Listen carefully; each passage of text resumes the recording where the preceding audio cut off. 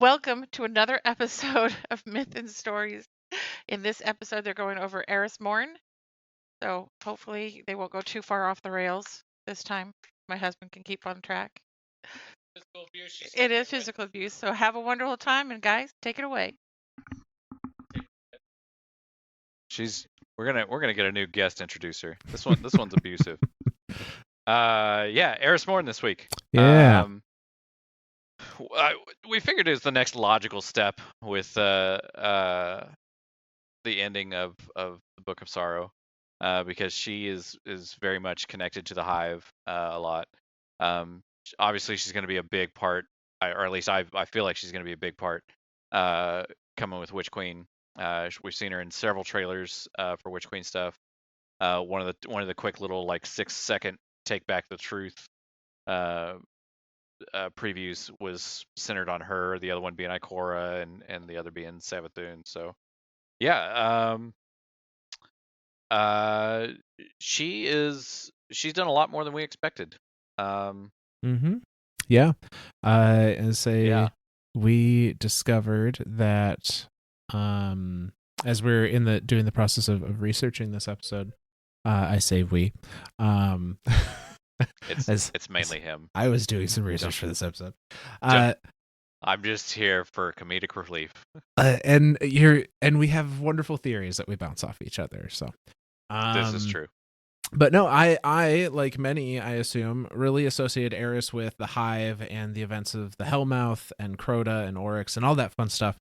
But she had quite a bit of stuff that she did even before she ever encountered the Hive, which we're going to get into as we kind of go through her life chronologically from the beginning as we know it up to where she is presently and what she's doing and what we think she might be doing in the future.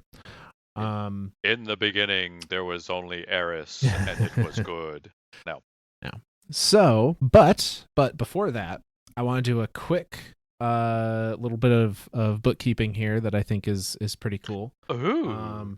So I like to watch our statistics because, when it's more than 5 people, it's a lot more fun to watch that graph go up and down. Dopamine rush! Yay! So, I just want to say thank you to anyone and everyone that has listened. Our finale of Books of Sorrow was our most listened to / downloaded episode ever. In this, get out of town. What is this? 8 months we've been doing this now. See, here's where Myth hits me with these stats out of left field, and then I get super giddy and high off of the feeling that I get from that. So then it's like this,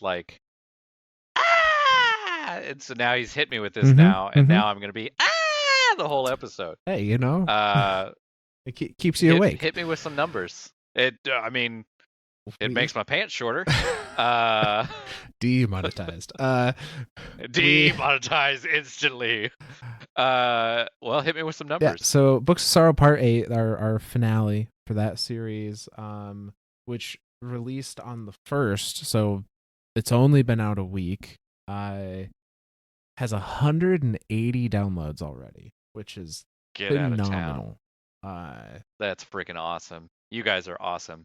And you guys are freaking awesome. I think it's fun to point out that although us being US based, it's no surprise that majority of our audience comes from the United States. However, I was surprised to see our number 2 most where our audience comes from. Number 2 with the second most listens is Romania. So thank you to all of our Romanian listeners, apparently. Yeah. Which is pretty neat. Followed by Canada and then Belgium, and then it gets into single digits as people are spread here and there. But yeah, so I thought that was pretty cool. That is awesome. We've gone global, Myth. That's right. Worldwide. I'm gonna have to look up where Romania is now. I don't. I'm not that good at world geography. I have a general idealistic idea of where it is in the world, but I'm not 100% sure. Now my wife is making fun of me because I don't know exactly where Romania is. All right. Now Well, she's googling it. we'll leave Zora to find a world map. Oh, it's near. Okay, it's near Hungary and Slovakia and Ukraine and Bulgaria. So it's right in that Eastern European yeah, a little part of the world. area. Oh. Well, cool. Well, thank you, Romanians. Yeah. Are you? Let us know if you're called Romanians. I don't know if y'all like. I'm not very cultured. So Your guess is as good as mine. Yeah. There you go. Well, cool. Spread the word over there too, guys. If you're friends with guys down in Turkey, I think they're kind of cool guys. I don't know if y'all have any like clan bashing thing going on there, but let them know. Let Greece know. Let Italy know. Yeah. Cool. Yay us! Yay! Dopamine rush! Okay. And now that we have given Zora a sugar high for the rest of the episode, goddamn right. So we're gonna talk about Eris Mourn. Like I said, a lot of the new what would we call her? I guess we can call her the new Bae. I don't know. Up for debate. Zor can call her that. I'm not. If you're into continually like darkness weeping green eyes behind a blindfold, you do you. But hey man, everybody needs a little love. You know. I'm not here to judge or shame anybody, so except for me. He's totally here to judge and shame me, and that's okay. I accept it. Yeah, it was part of the waiver he signed. So but Eris Mourn. As if I'd sign any waivers. I'd sign all the waivers for you, man. Oh. All right, we're going to get into the actual content now. Eris Mourn. So everyone mostly knows her, like I said, from the Hive, dealing with Crota or Oryx, or maybe you're a newer player and your first introduction to her was with Shadowkeep, or even later yet in her little bits of Beyond Light. She has done a whole lot in the Destiny universe that is really cool. Even before her encounters with the Hive. So she is one of the few Guardians that we actually kind of know who she used to be. Get out of town. And there's one telling of who she used to be that is from a very unreliable narrator. But I think it's fun because it leads into the second telling is it that might be more accurate. We don't know. It could be. There's a lot of theory that it is. But so that first telling comes from a lore book called Truth to Power. And this lore book was one that we received during Forsaken, where every time that we were in the Dreaming City, every 3 weeks, you could visit Mara's throne, and when you open the chest there were messages that were left to us that were encrypted in the glimmer in the chest. And one of those messages was in relation to Eris. And it is as follows. This is the entry of Truth to Power called Is It You? I knew we were going to cover Truth to Power at some point, and this is a very small snippet of it. I'm not getting into all of Truth to Power because it is a wild ride. I didn't know we were going to do that because that would have been a rabbit hole I would not have been able to come back out of. Yeah, so this is just the entry that relates to Eris and nothing else. That's a whole nother episode there. But it's called Is It You? Okay. In my first life, I was born Erisia Pt.1. I am sure I butchered that Russian name. I am so sorry. I remember that life clearly now, as ex-guardians who have escaped the traveler's occlusion often do.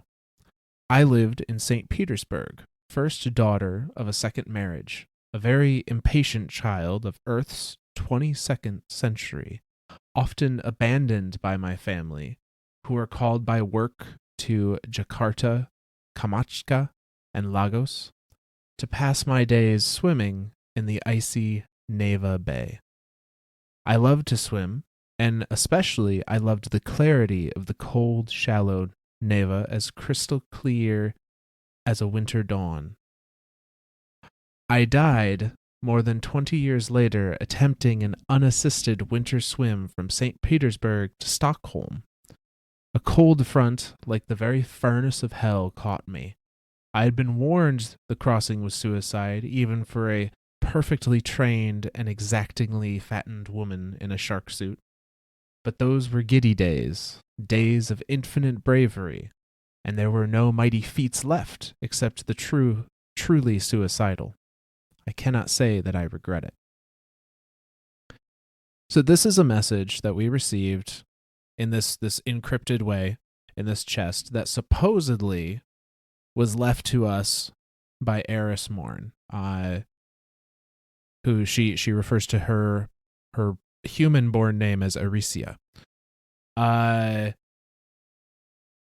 do find that interesting how similar Guardian names.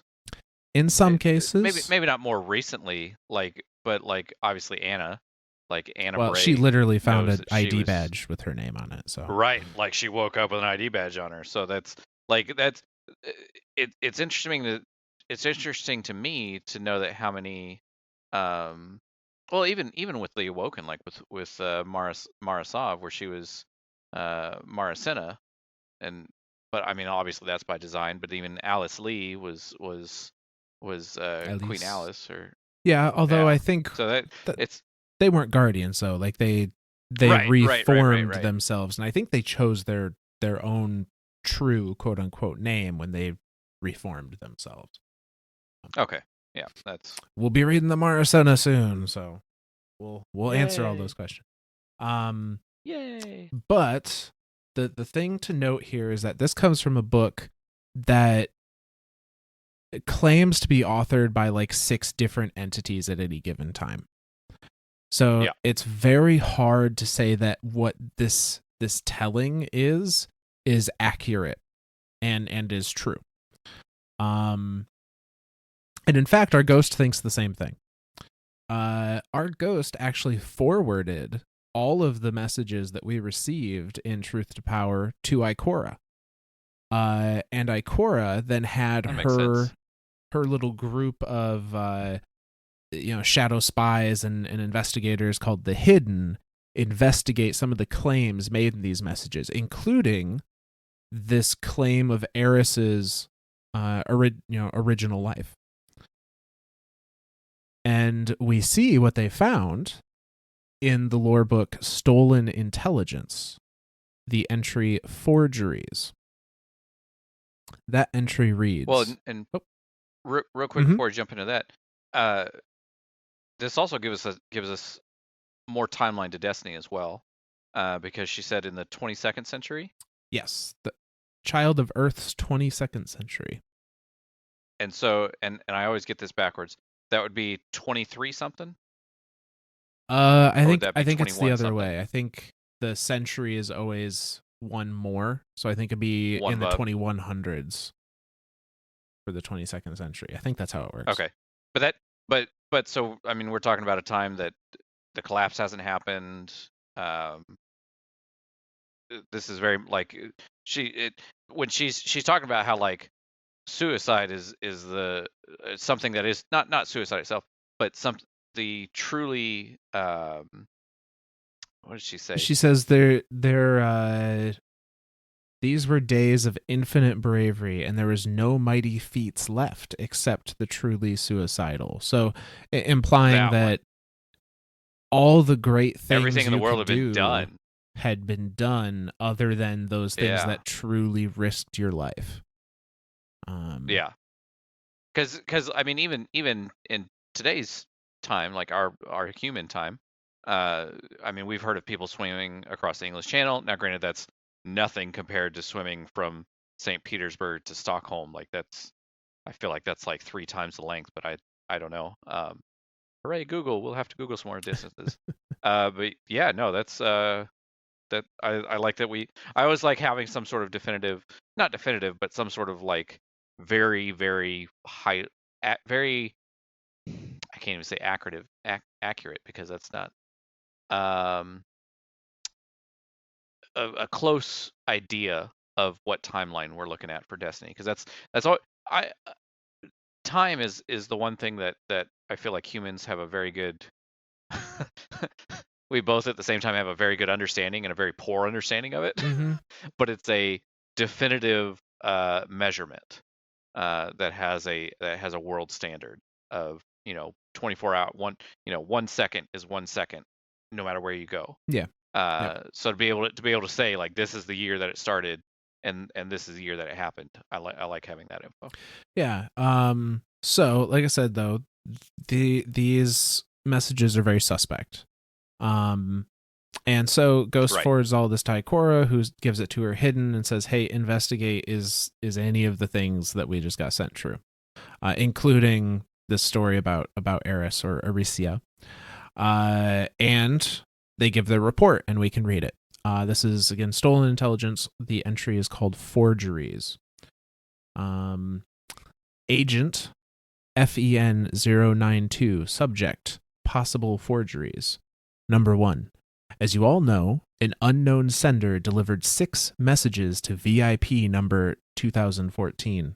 I like that that's our guardian, by the way. VIP 2014. I was going to say, is that our guardian? Is our guardian. That's awesome. Because if you didn't know, Destiny came out in 2014. These missives were sent via Glimmer using a simple encryption scheme that even a 5530 unit frame could have easily cracked. 2014's Ghost took immediate notice of these messages and quietly forwarded them onto IKO-006, who then distributed them back to us, IKO being Ikora.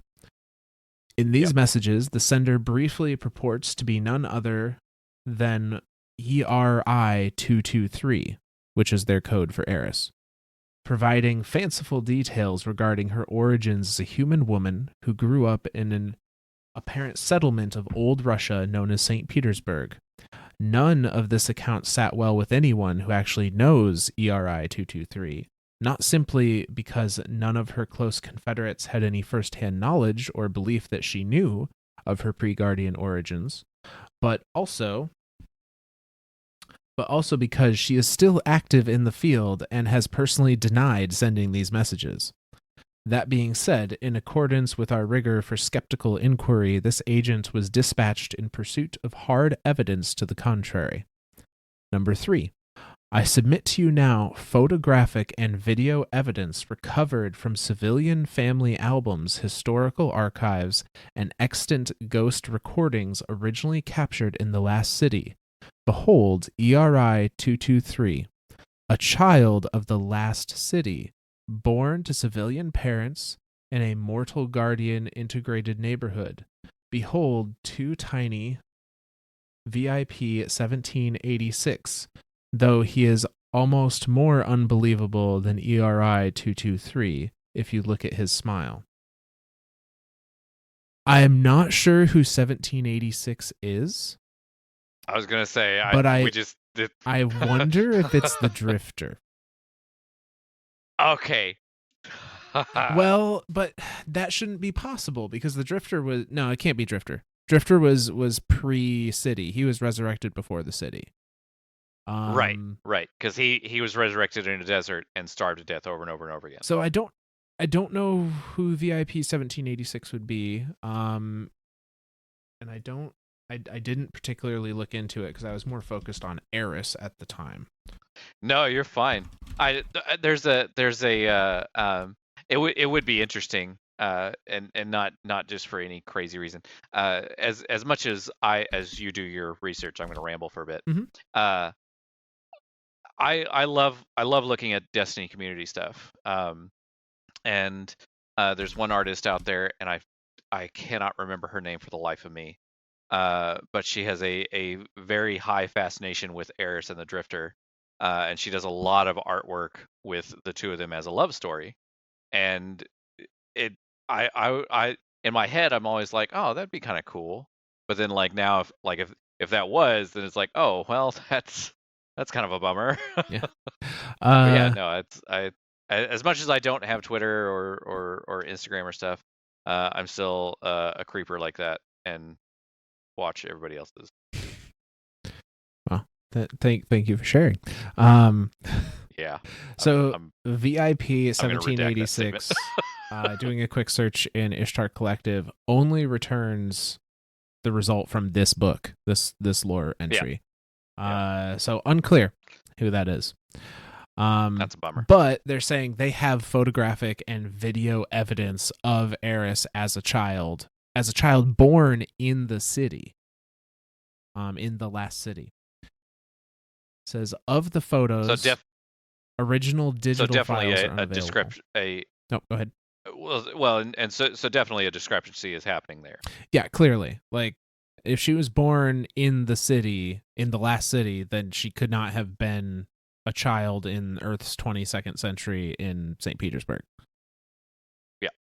Of the photos, original digital files are unavailable, but radiocarbon dating clearly identifies the earliest prints as more than 300 years old. This is consistent with the timestamps of footage provided by volunteer ghosts who were present during the same time period. As to whether the child we believe to be ERI 223 is indeed her, please see the second compressed folder attached to this report for full double-blind forensics. So they're pretty damn sure that this is Eris. Yeah. That they have video of. And they're saying even ghosts that were wandering around at the time, like, have in their memory this child Eris in the city. Yep. So I thought that was pretty interesting. Okay.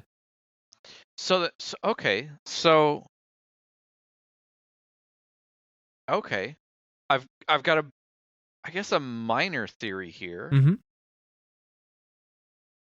It does say that she was born to guardian and non-guardian parents. No. I thought so too when I first read it, but rereading it, okay. It says she was a child of the last city born to civilian parents in a mortal guardian integrated neighborhood. So guardians they were both, and normal humans were living in the same neighborhood, I think is what's being implied. Right. Here. It's but so from that sense, when it says civilian parents, the guardians are very much like the military of the I don't want to say the military of the traveler, or the military of the life. City. They're more the They're more the military of the city, right? Like that's right. Like they are the guardians of humanity. But not all light bearers are guardians, and not all guardians are light bearers, right? True. Yeah, absolutely. I mean, so her civilian parents could have just been light bearers. That absolutely. I have to feel like they would have noted that if that were the case. That's more what I was getting at. Like because it isn't expressly written that they were light bearers or that they were guardians, and the fact that they are referring to them specifically as civilians, I feel like that is an indication of these are mortals, these are non-guardian people that gave birth to this child that is very much this person, Eris Mourn. Like that's as far as all the data is putting together, that's what we're looking at right now. Yeah, and I don't think we have, and this would be something to kind of a bonus episode at some point to look into. I don't believe there are any record of there being a guardian-born child. I think guardians are inherently sterile.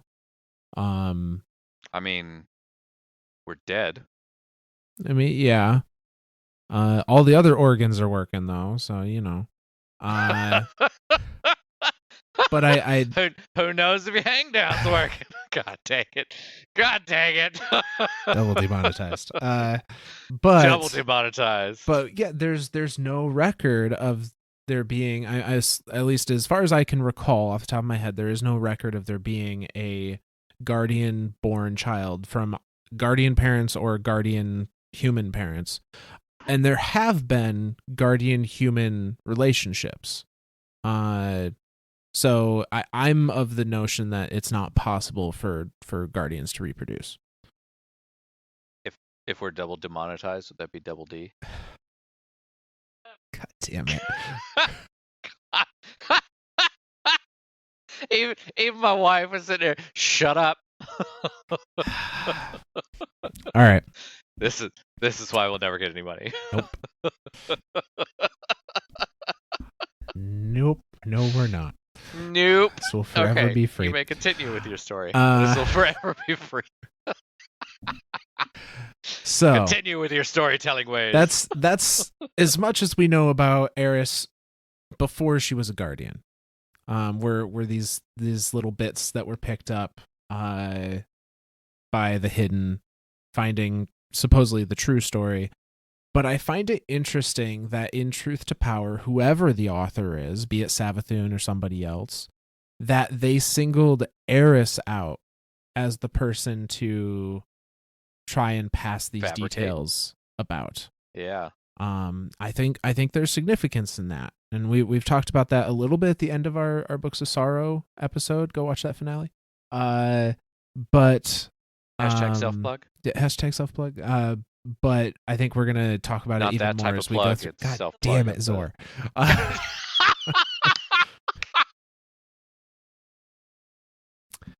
So I'm done. I promise I'm done. I'm feeling really good tonight. That dopamine rush is still kicking in. Note to self: never give Zor good news before the start of an episode. No. So, now we get into some known history about her time, her kind of early guardian life. And it's really interesting. So, she was first known by the Vanguard not as a hive expert, but as a very well-traveled member of the Ahamkara hunts. Oh man! And so all of this, I love a good Wish Dragon story. All of these entries come from the Last Wish gear, specifically the Hunter set from the Last Wish raid. I was going to say it's probably off the Hunter. Yep. And I'm gonna kind of follow. They're not truly chronological, but one of them seems to come before the others, so I'm gonna follow that. So we're gonna start with the Mask of the Great Hunt, the helmet. The Ahamkara remain an issue. There's still so much that we can learn from them, but what they've done to Venus, no two guardians see the same thing. One of our warlocks stared into the paracausal phenomenon that formed over the Ishtar Academy and shot himself. Luckily, his ghost hid from him beforehand, and we managed to get him back. He has no lingering physical wounds, but he will need some time to recover. We thought we were gods who had found an opportunity for more power. A silly notion to the likes of you and me, but the average guardian has not been threatened like this. We will take extreme measures. We must. But these creatures have such means. They will flee, far and wide, perhaps all the way to you. Mara, I implore you, if you hold your people as dearly as you say you do, you will end them on sight. Signed, Eris Mourn. So, holy cow. As far back as the Ahamkara hunts, Eris has had a relationship, some kind of repertoire with Queen Mara. Enough so that she's able to send a letter to the Queen of the Awoken and ask her to kill any Ahamkara that flee to the reef. Which that in itself, like her status with the Queen, I always, anytime she has any type of interaction, she talks about her as my queen. I always thought of Eris as Awoken. But maybe. Clearly she's not. Clearly she's human. Well, yeah, that's true, because they described her. Well, let me see if they described her as human. Because of the civilian birth, like that's my whole thing. There is that civilian birth to me says human. They describe her as a child of the last city, born to civilian parents. Civilian doesn't necessarily mean human. That's true. They could be Reefborn Awoken that or Earthborn Awoken. Yeah. No. All right, you're going to need a clarification here of Earthborn and Reefborn Awoken, since I've now confused myself. So my understanding, Reefborn are, as the name implies, awoken born in the reef. Earthborn are from post fracture, because remember they came back from the distributary. They were here, and then there was a fracture where some of the awoken went to Earth immediately, and some of them stayed with Mara, saying we need to fulfill our original wish, basically, or our original obligation of saving Earth. And so that's where that fractions happened, and they split. Yep. So it's very possible, they maybe intentionally never say like she was a human child or she was an awoken child. They just say a child. So she could be awoken, and there's not enough of her original awokenness to tell anymore. Clearly, most of her face and whatnot is covered. So who knows? Because I'm curious because that again, it's more of a curiosity thing rather than like a hey, let's establish facts. I'm curious if the family that she was born from was close to Marasov, and therefore that's why she's able to have this rapport with Mara, or like, I mean, to have that level of I don't know what to call it other than intimacy with Mara, to be able to send her personal letters, familiarity, and request at least. things of her. Familiarity, absolutely. That's a better one. But yeah, to have that familiarity with Mara, that's kind of a big deal. Yeah, absolutely. And especially if she is a non-awoken, like that's an even bigger deal if she's non-awoken. Right, and at this point, remember, she hasn't had any dealings with the Hive. Her and Mara have not talked about, strategized about Oryx, or like all of those events that we could see their relationship, them trusting each other with plans and whatnot, and we'll discuss that as we go on. None of that has happened at this point. The Ahamkara hunts are way before any of that. And she was already in Mara's good graces enough to be exchanging personal letters. Interesting. So I found that pretty interesting. Another thing, we get a little bit of a justification for why the Ahamkara hunts happened in the first place, because that has been a question that I have had in some of the times where we've talked about Ahamkara. Like, they were dangerous, but why did the Guardians go on this like extinction warpath? And it sounds like the Ahamkara were mainly based on Venus, and they did something to it. Something that was making... I mean, that whole singularity above Ishtar, like... They did something to it that was making people go insane just by looking at it. Like, by making people commit suicide just by looking at it. And they described it as a paracausal thing, right? Like a paracausal phenomenon that formed over the Ishtar Academy. Interesting. I almost want to boot up D1 and go run around there and see what. Right. Yeah. I mean, there shouldn't be anything there because all the Ahamkars are dead. But I mean, that'd be okay. Yep. Okay. So I thought that was kind of interesting. We got a little Ahamkara hunt, understanding, in addition to showing Eris's relation to the queen. Next, I'm going to go to the vest of the Great Hunt, the chess piece. And it goes as such. Venus, the Great Hunt. The Ahamkara refused to die. For a day, Wei Ning had been fighting it to a standstill with her bare hands, cratering it repeatedly into the ground. Confession time, the Titan said as she hammered punches into the Ahamkara's tentacled face. I've been wishing this fight would go on forever. Eris bulked. Please stop, you psychopath. We have 6 others to handle. No, we want this. Trust me, Wei Ning said. An hour later, 6 shapes emerged from the Venusian foliage. Ahamkara. Their compatriot, whom Wei Ning continued to pound into the ground, was pulsating, growing stronger, feeding, and the others had come to feast at the same table. Eris pulled her arc blade from the air and blinked. So this, I think, is the first recorded instance of Eris and Wei Ning pairing up. during the Ahamkara hunts. And in this particular instance, Wei Ning is literally wishing for this fight to go on in order to draw the other Ahamkara to her, because they see their brethren Paracausal Ahamkara brethren. gaining energy from this person. They're like, oh, we want some. Yep. This also confirms, we already knew this, but this also confirms Eris is a hunter, or was a hunter.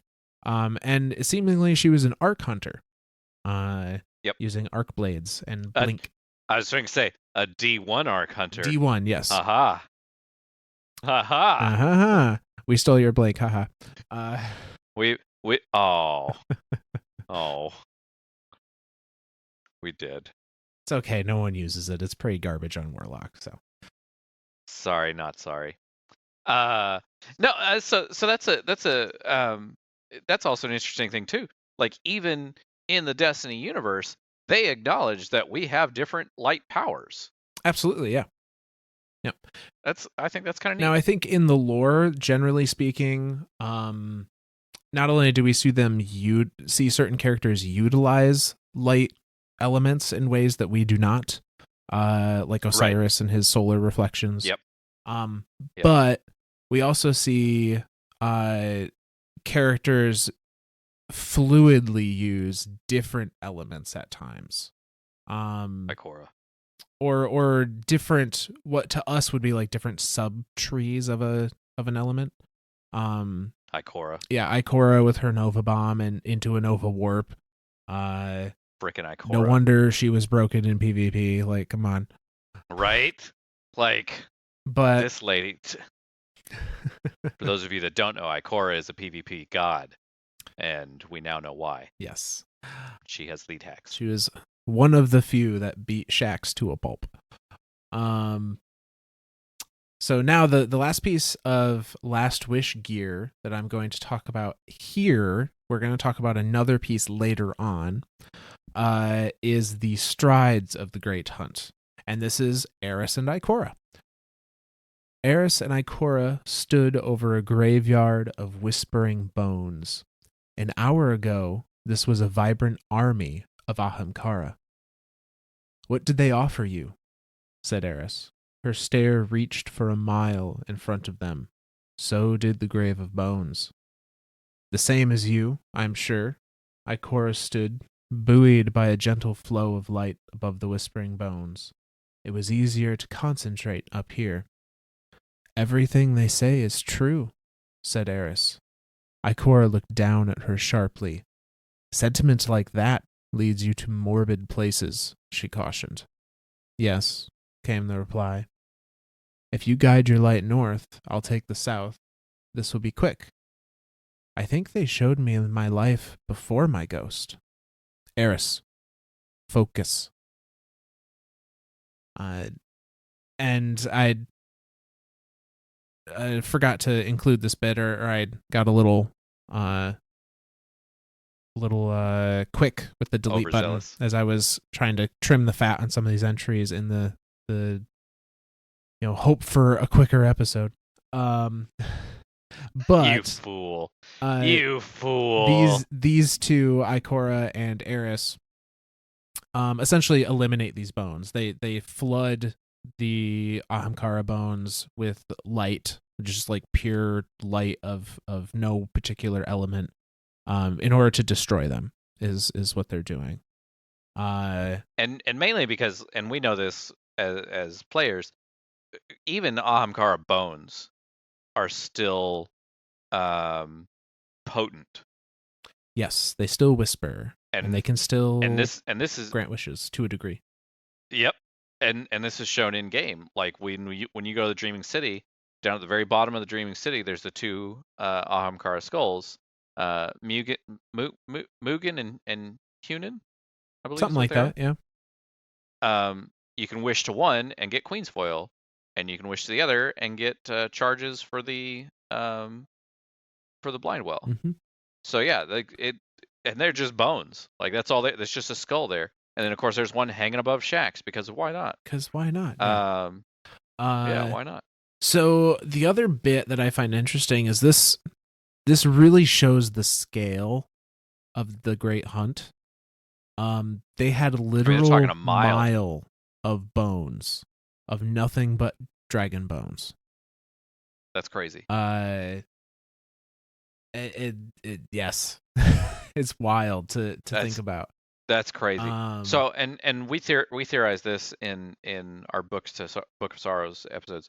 We were pretty sure they came from Harmony, but God, were they numerous here in the Soul System?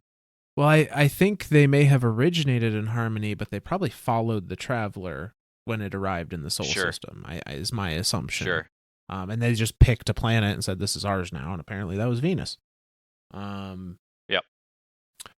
But so with that, the Ahamkara are extinct as far as anyone that took part in the Great Hunt is concerned. The next notable entry where Eris pops up is actually as a comrade of her former hunting partner, Wei Ning. So we're going to get now into the event called the Great Disaster.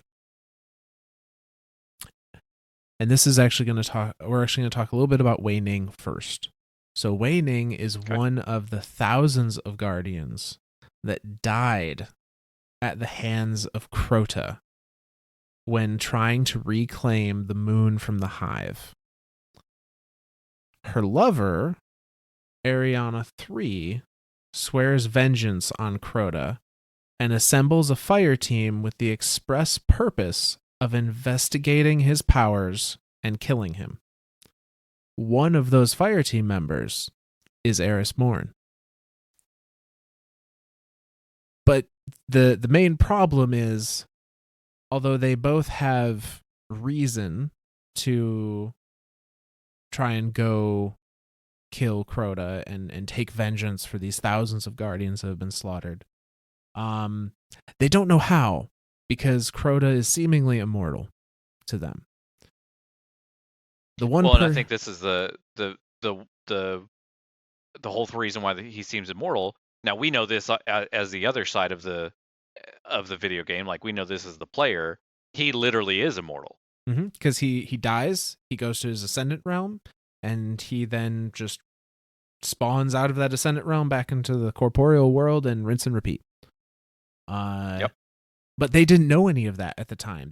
No one had any notion. This is all new territory. Yeah. New territory for Guardians. So to the people that were fighting on the moon and the reports that came back, it was, we killed Crota, and then the next day or the next week or however long it took him to get back from the Ascendant realm, he was back on the battlefield just murdering us again, and it just kept happening over and over.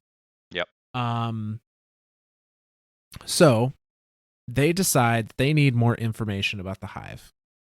And the only person at this point in time who would have even the smallest inkling of how they could kill Crota is an exiled warlock who is said to be driven insane by his pursuit of knowledge of the hive, named Toland the Shattered. Fucking Toland. This guy. All right. Yeah.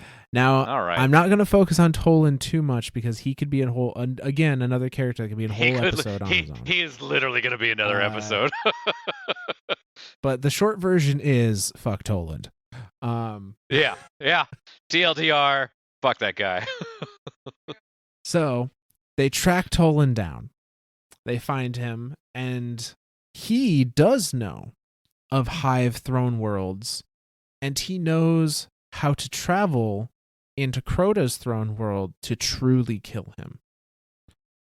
Now, Toland, and not to completely derail this into a Toland episode, how does he know this stuff? Like, where did he get this knowledge from? Oh, that's coming up. So give me just a little bit. And we're Zor, talk calm about the hell that. down. Okay. You're reading the page ahead. Oh, gotcha. So page 6 out of 21.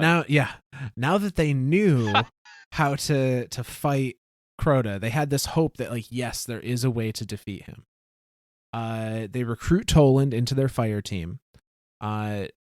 And he makes it very clear that he wants to go because he wants something from the hive on the moon, not because he's interested in killing Crota.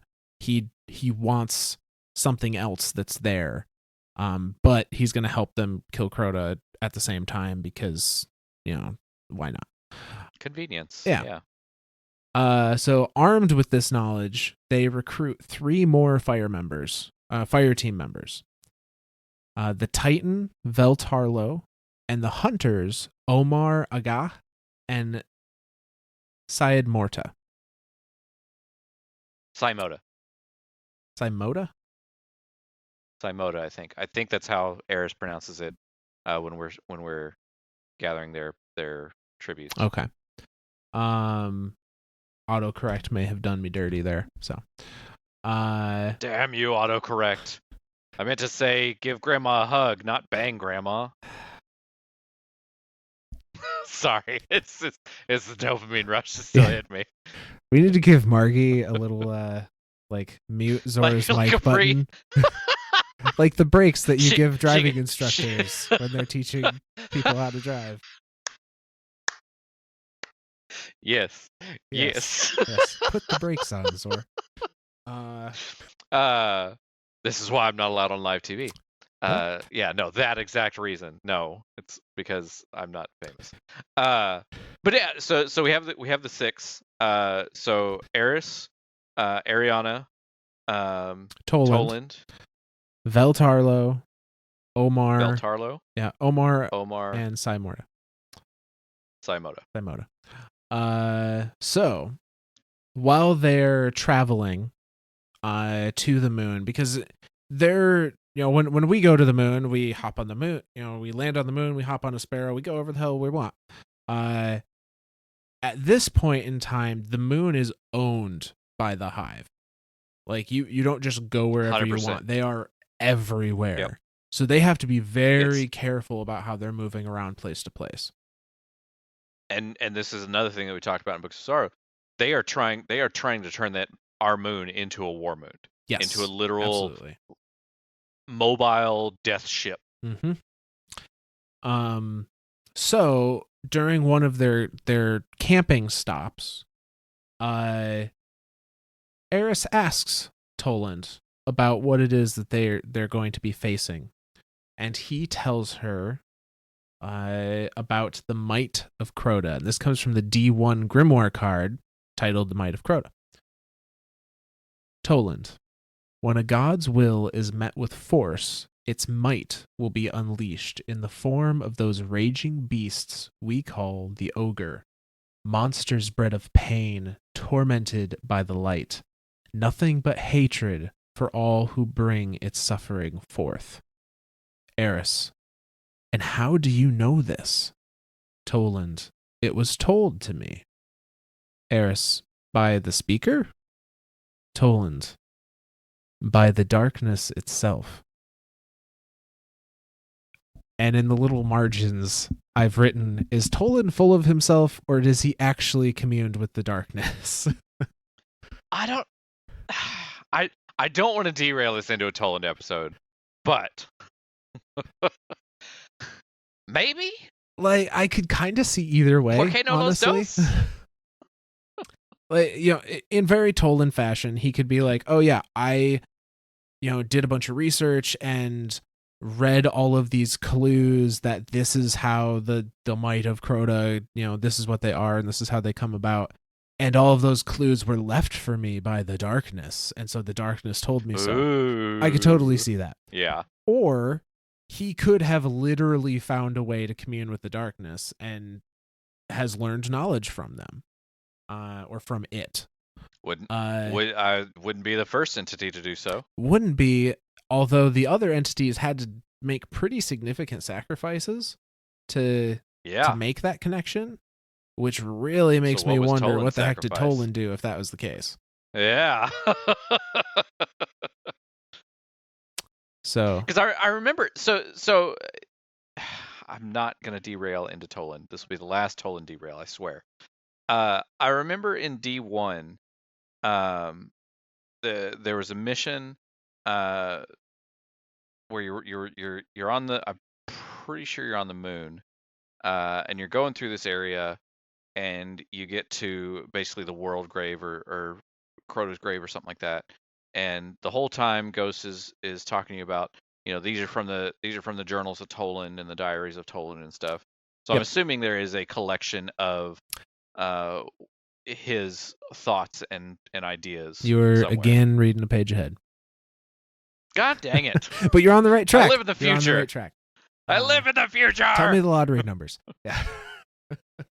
7, 12, 32, 7. My wife is no. So he tells Eris of the might of Crota, and these ogres that are kind of his brute force, that is to come out and deal with any kind of invaders. And as they're traveling along the moon and getting closer and closer to the temple of Crota, they start hearing screams, which anyone that is a D1 veteran that was playing during the Dark Below, or she came back later, would recognize very clearly as the screams of Omnigul. And Toland talks about this as well. There's a D1 grimoire card called the Will of Crota, and it is as such.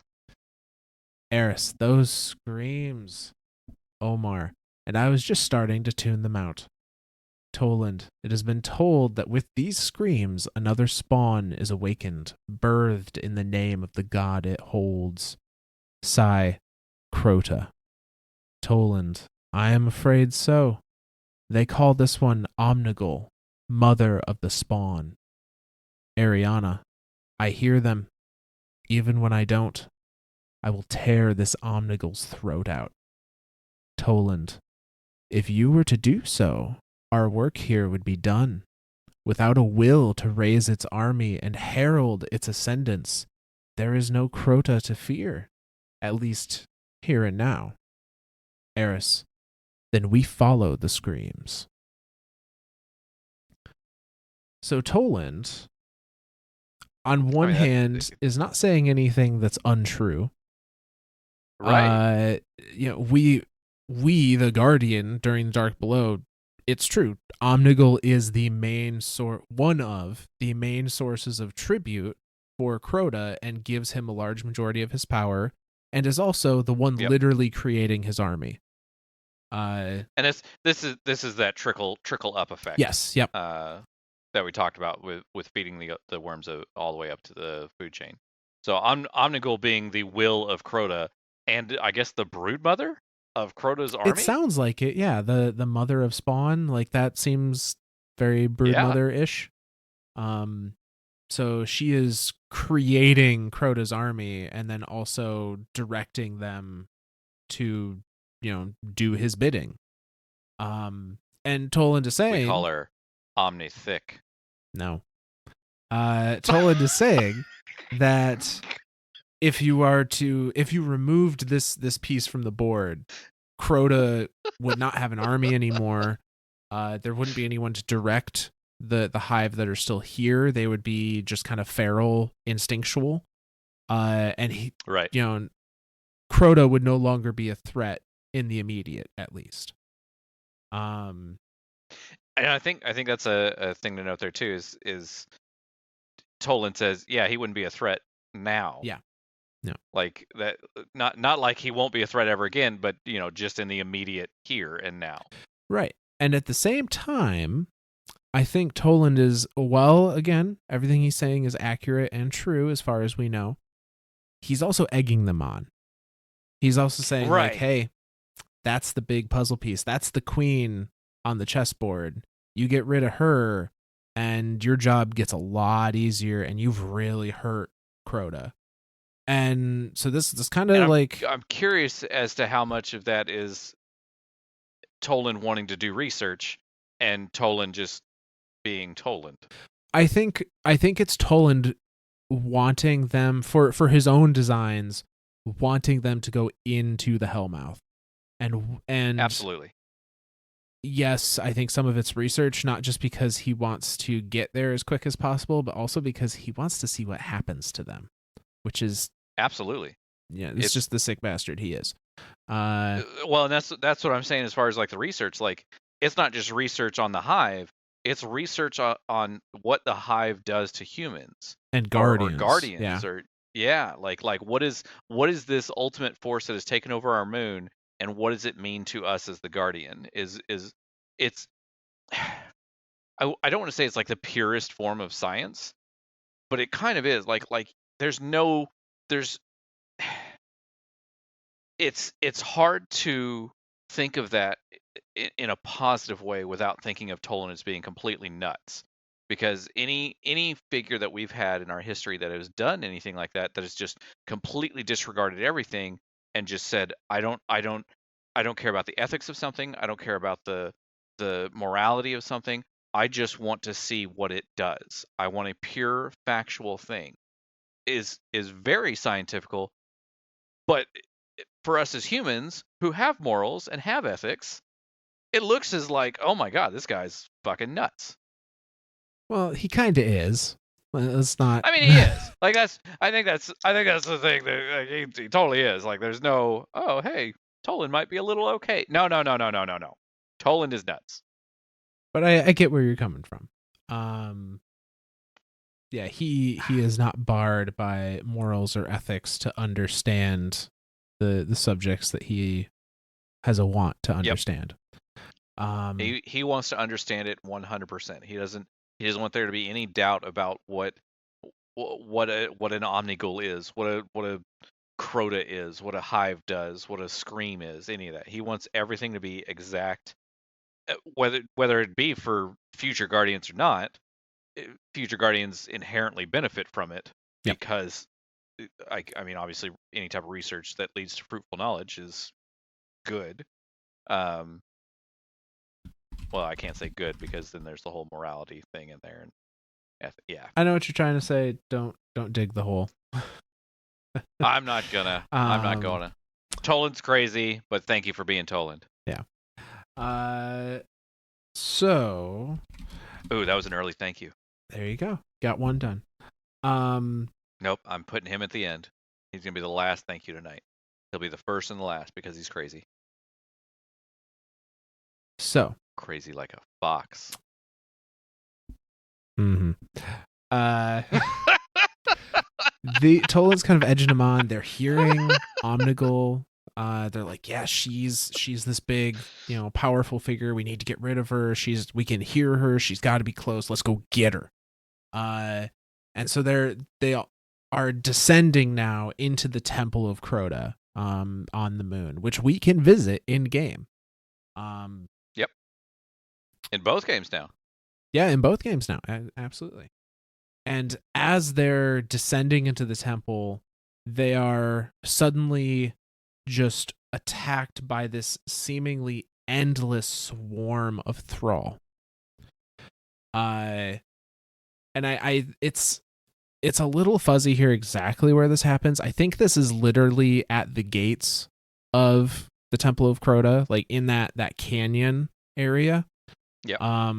Because there's a mission when you are in the dark below where Eris mentions, like, we camped in that broken kind of circular moon building. I know exactly where it is on the map. I'm describing it terribly. Yep. But and then we descended into the canyon, and most of us didn't make it past the canyon, and the ones that did are wished that they hadn't, kind of thing. Yep. And so I know the exact circular building you're talking about too. Yeah. If anyone needs a current day reference of where it is, on the top of it, if you ever do the Xenophage quest, is I believe the last place where you dunk the light. Yeah, I think you're right. The last or the fourth, I can't remember. Yeah. But yeah, that's that building. So,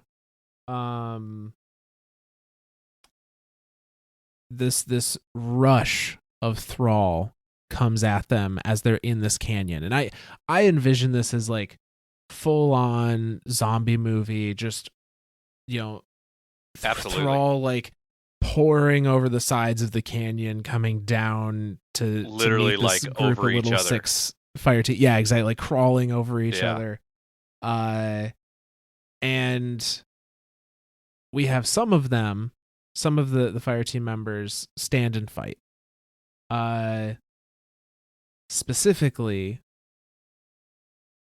they had Tarlo and I believe Ariana and Sai all die in this Thrall attack. Tarlo for sure. And it's Ariana and Simoda were at least in the attack because of the lore on Ariana's vow, the Exotican canon. I'm not going to read it just because it's a little long and it's not directly relating to Eris, but it mentions, they're in the canyon and they hear this rumble, and they turn and they just see these thrall pouring over, and it's Ariana. The last line is Ariana saying, "Let them come. I will be the last light they ever see." So I think it's implied that them come. Ariana and Tarlo and Sai all died in this literal tidal wave of thrall. And the 3 that escaped into the Temple of Crota were Eris, Omar, and Toland.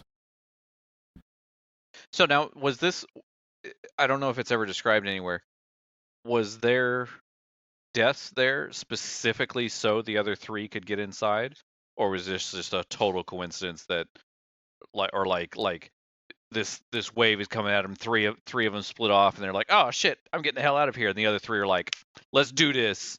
Do we have any type of evidence one way or another? It's not really described one way or another. The way that I took it is that they probably all tried to stand and fight the thrall at first, and then once they realized how outnumbered they were, or maybe once the first of them went down, they tried to escape and only some of them did.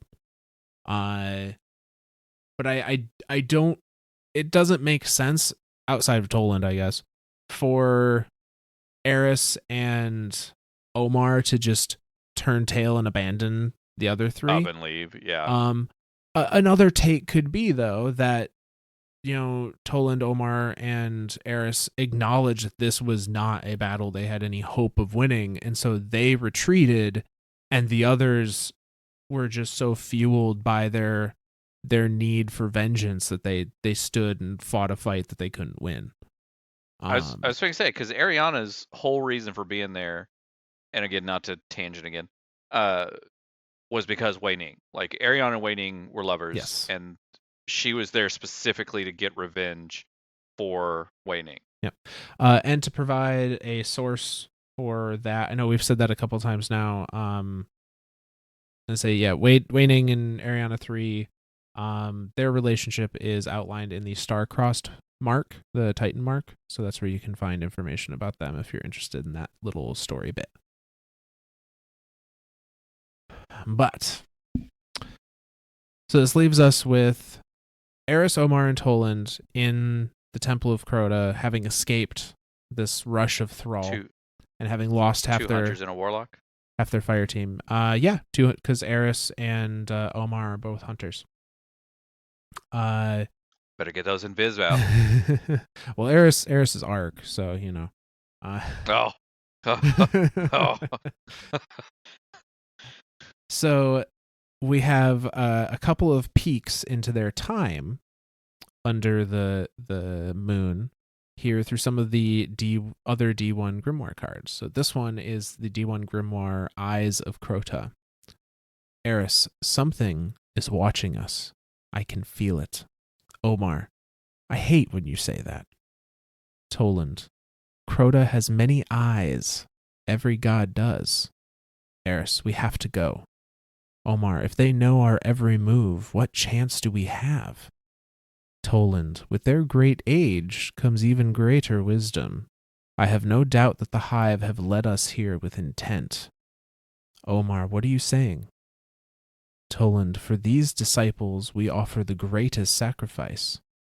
Eris, what does that mean? Toland, do you feel your light fading? They're offering it to Crota. Us coming here, we are the ones waking him. Omar, he's mad. Toland, perhaps. Eris, why do you hold these secrets like weapons? To damn us all?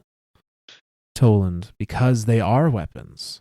We are going to use them to show the hive they are not the only ones who breed fear. Eris, how? Toland, you are hunters. Hunt. Find the eyes that are upon us. Toland, and then? Omar, and then? Toland, we blind Crota, and we use what's left of your dying light to lead us to where these monsters seek to conjure their master. So again, Toland is being very inflammatory here. And before it was the... He's mad, perhaps. Yeah, I know.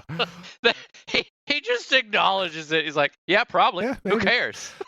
But again, like at first, to get them into the temple, he was like, hey, you hear that? You hear those screams of Omnigul, the will of Crota? She's a major game piece. We need to, let's take her out. And you guys are you've pretty much won.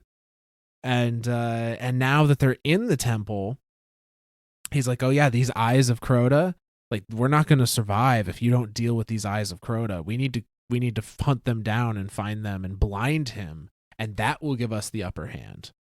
So each time, and for some reason, I'm remembering Eyes of Crota as like an actual entity. They were an actual enemy that we fought in D1 during the Dark Below. And the reason is because Eris and Omar failed to kill them. Actually, it's not even said if they found them. But they did. They traversed through the catacombs of the moon in search of the Eyes of Crota. They were ambushed yet again somewhere in the catacombs. And Eris is now split off from both Toland and Omar, who Omar was carried off and Toland just disappeared somewhere. Because Vex reasons. However, Eris held on to Toland's journal. So she has Toland's journal down in under the moon here in the catacombs.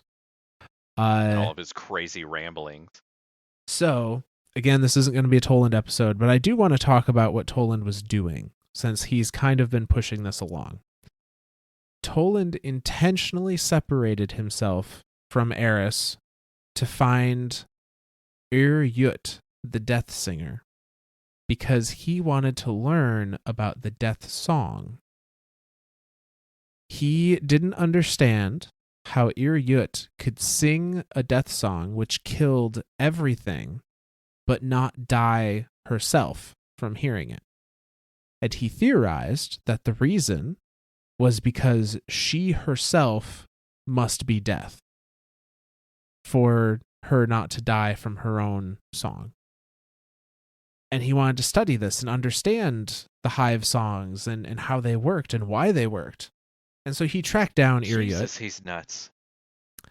And the details are unclear as to what actually transpired between the two. However, Yut definitely survived because she was a raid boss.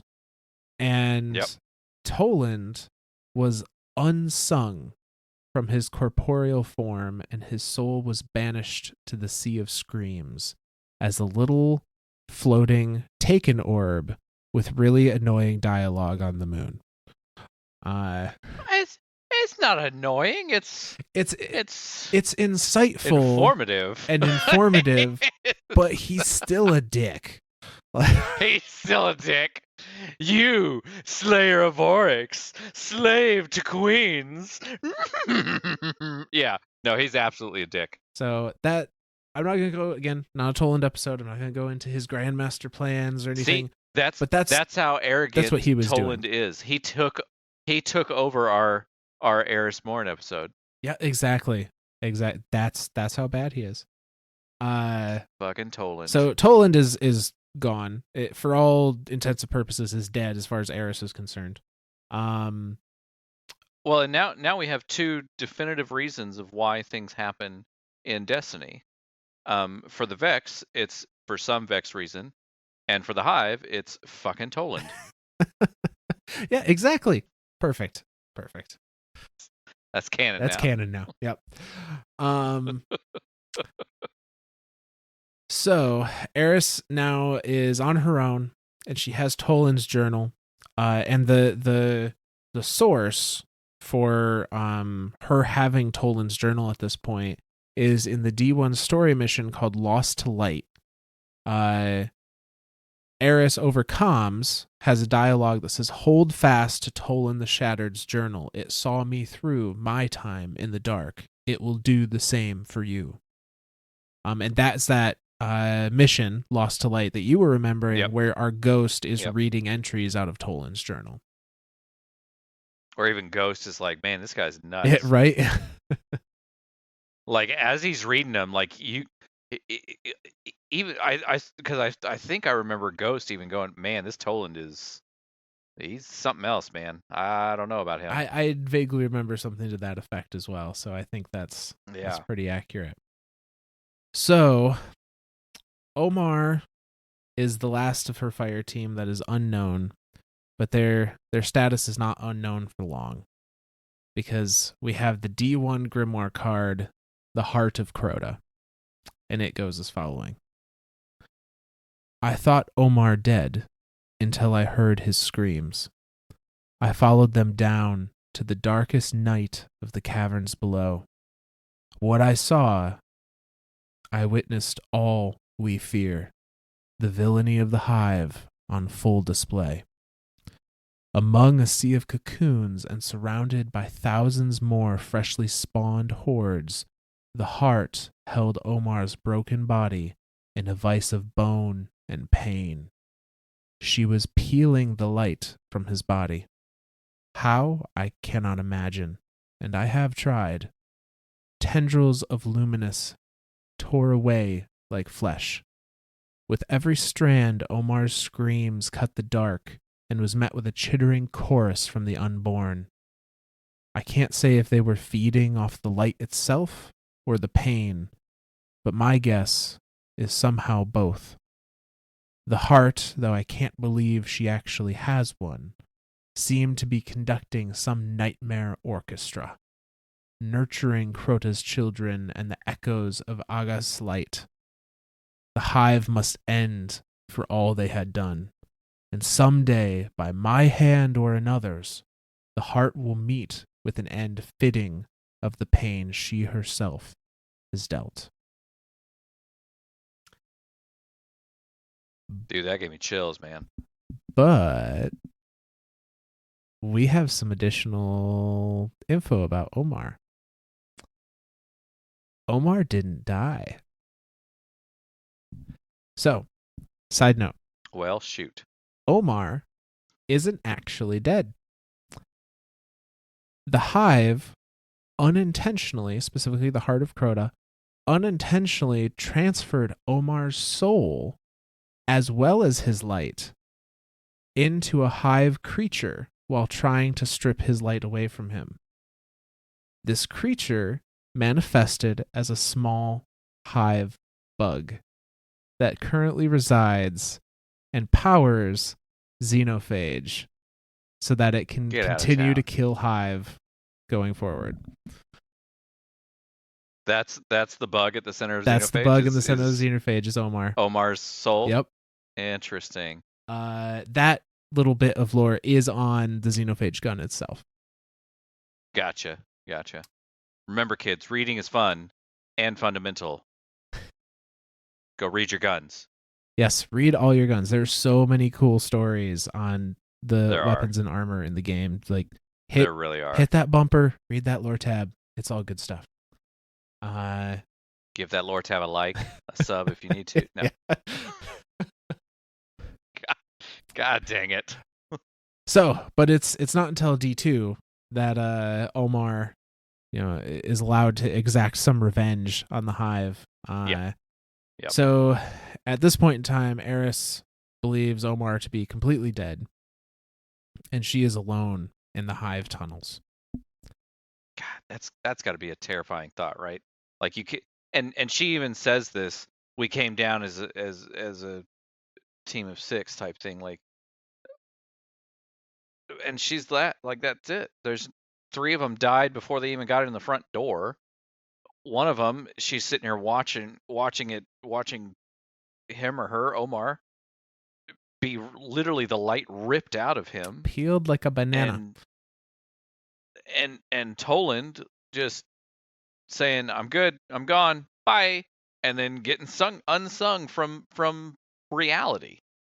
Like, yep. These are things. There's so much more terrifying than just like I want to say like this is like the nightmares of oh my god, that's why they call them nightmares.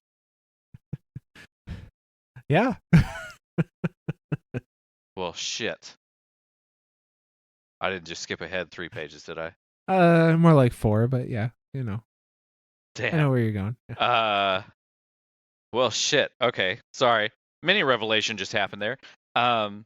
Like everything she's describing is like the nightmares of Guardians. Like that's like, I mean, like, and not just the nightmares of Guardians, just the nightmares of people. Like this wave upon wave upon wave of Thrall crashing against each other and itself, and coming to take the 3 members out, and then this other one just literally being peeled like a banana, and yeah, this is holy shit. No wonder why she's a little messed up. Like, I know, especially in D1, where a lot of this lore was available, but was much harder to access because you had to do it through the Bungie website, and a lot of people just didn't bother, understandably. Yep. But a lot of people saw Eris and they're like, it's, this is the weird emo goth chick of the game. And like, yeah, but for good reasons. So much more. Yeah, like it's not just a phase, chick, not just like yeah. Not like, oh, that's cute, I like your black fingernails. No, like, oh my god, there's literally blackness pouring from your fingernails and eyes, and what the hell is happening to your face type thing. Yeah. No, that's not just acne. That is darkness. Pure concentrated darkness.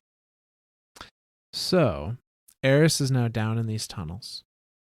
And maybe we should get her some let's see, insert brand name to get money here. Yes. Yeah, we'll put it back. We'll put in our sponsor in post whenever that happens. Whenever that happens. But no, so I'll just start naming shit. First one to sponsor us gets a big old hug from us. So she's down in these tunnels. She's witnessed all these terrible things happen to her fire team. And we now have the last piece of Last Wish gear that I've included here. Specifically the cloak of the Great Hunt. And it states, "They are dead. Wei Ning, Ariana 3, Toland, Simoda, Omar Veltarlo. I am lost in these lunar tunnels. Out of ammo, short on light. I am out of moves, save one. I clutch an Ahamkara bone in one hand and my dead ghost in the other. I hear a whisper. My vision is gone. My face itches from the viscous flow from my eyes. Though I can't see, I find that I suddenly know the way out. So Eris wished on an Ahamkara bone. Where the hell? I mean, it's obvious where she got it. Like It's implied that she when she took and- it from the hunt. right. Yeah. Well, I mean, or from the graveyard. Like Yeah, before she and Ikora wiped them all out, she was just like, well, maybe just in case, and Right, snags yeah. a bit of it, and has been carrying it this whole GD time. Yeah, and she wouldn't be the only one to carry an Ahamkara souvenir. I mean, Shax has a skull hanging above him in the tower, which has certainly not caused any issues at all. No, it's Savathun hasn't sung to him through it or anything. No. In addition to that, I mean, Guardians are canonically wearing literal Ahamkara bones as exotics. Oh, absolutely. Dire Helm of Ahamkara, Claws of Ahamkara. We literally run around with these things everywhere. Like as much as these things are like forbidden fruit, we're just like nom nom nom nom nom nom nom nom nom nom. Yeah, and on the same note as reading your guns, read your armor, because all the Ahamkara armor is whispering to you. It is. It knows it's in a video game and it wants out. So Eris had an Ahamkara bone and nothing else, and I can only assume wished for escape. Now, the method of that escape is up for debate. But I think... Fucky is what I'm going to say. That's a scientific term. Well, I think this is what happened. So, Ahamkara, as we know, make wishes happen in very indirect ways. And I think that I think that's partially a breakdown of communication there. A little bit between the Ahamkara and the thing making the desire, which is why Mara had the wish wall created, to where she could give a very specific thing to the Ahamkara and say, this is exactly what I want. Here's all the conditions. I mean, literally almost like writing down a contract with the Ahamkara and then going, I wish for the above type thing. Like outside of that, like they are very much like okay, yeah, you want $1 million? There's $1 million deer outside. Yeah, good job. They like to interpret your wish however they see fit. So which is curious to me. We know that they, sorry, not to completely derail again, because I'm all about the derailing today. They feed off desire, but I'm curious if they feed off like the fuckery that they do, right? Like as much as they feed off the desire, is it the actual desire that they're feeding off of, or is it the misinterpretation of information that they're feeding off of? I think it's the desire itself. Okay. Because if we look at all of the instances where an Ahamkara has actually fed, like in the lore has been feeding, we look at Riven and Mara. Riven feeding off the one time Mara had a desire to, be with Shur, essentially have a future with Shur. Yep. We look at in even earlier, where Wei Ning was having the desire for the fight to never end, and the Ahamkara is visibly feeding off of the desire for the fight to never end, not feeding off of like the fact they were still stuck there necessarily, but feeding off that want. Sure. So I think it's literally the desire, and I think they just do the rest for entertainment, honestly. I think so. I think you're right. I think it's literally just for their own like, haha, look at me. I'll get your wish, but I'll do it my way, baby. Yeah. Or 100%. Or they will grant the desire in a way that will hopefully lead to more desires, or will lead to the same desire being repeated, or something along those lines. Something that they can continue to feed off of, basically. Yep. Teach a man to fish, he'll fish for it. Yeah. So, I don't have any... Teach a man to wish, he'll wish forever. I don't have any specific backup for this. However, in my head, this makes a lot of sense. Eris has been stuck down in the catacombs I'm glad it's in your head because of the moon. I'd be afraid if it was in my head. Eris has been stuck down in the catacombs of the moon for years at this point. And could we say decades or we don't have any type of time frame, do we? They just call it many cycles, and I'm not sure if cycles, if they're referring to years, a moon they're cycle referring or to an Earth cycle. Yeah, who knows? Yeah. But Eris has been stuck down in the catacombs for quite some time, and when we, the Guardian in D1, go to the moon to investigate another Guardian who has gone radio silent, who we find their body outside the doors of the Temple of Crota, and our presence there is what opens those doors to allow the hive to come for us, which in the game is said to have been dormant for quite some time until that point where that famous line, "We woke the hive." Yep. Was that us fulfilling Eris's wish via Ahamkara wish magic? Ooh. Was that our Guardian I like that. coming down on this little random mission and opening those doors completely unawares, and that opening is how Eris escaped? That was how she got out. Ooh, okay, so correct me if I'm wrong. Dark Below was the first expansion. Yeah. Yep. It was the main game, and then Dark Below was the very first expansion. So main game, Dark Below, then House of Wolves. Mm-hmm. So that very well could be the whole reason that she even escaped. I think because it is. To me, because we know there's many paths to get down to the Hellmouth from the surface. Like there's multiple openings in the surface of the moon that you can take. Obviously, one of them being through the front door of the Temple of Crota. But you can literally travel down to the center of the Hellmouth and come back up out the other side of the moon in multiple areas. So I mean, if we open one door, who's to say that didn't open all the doors? Right.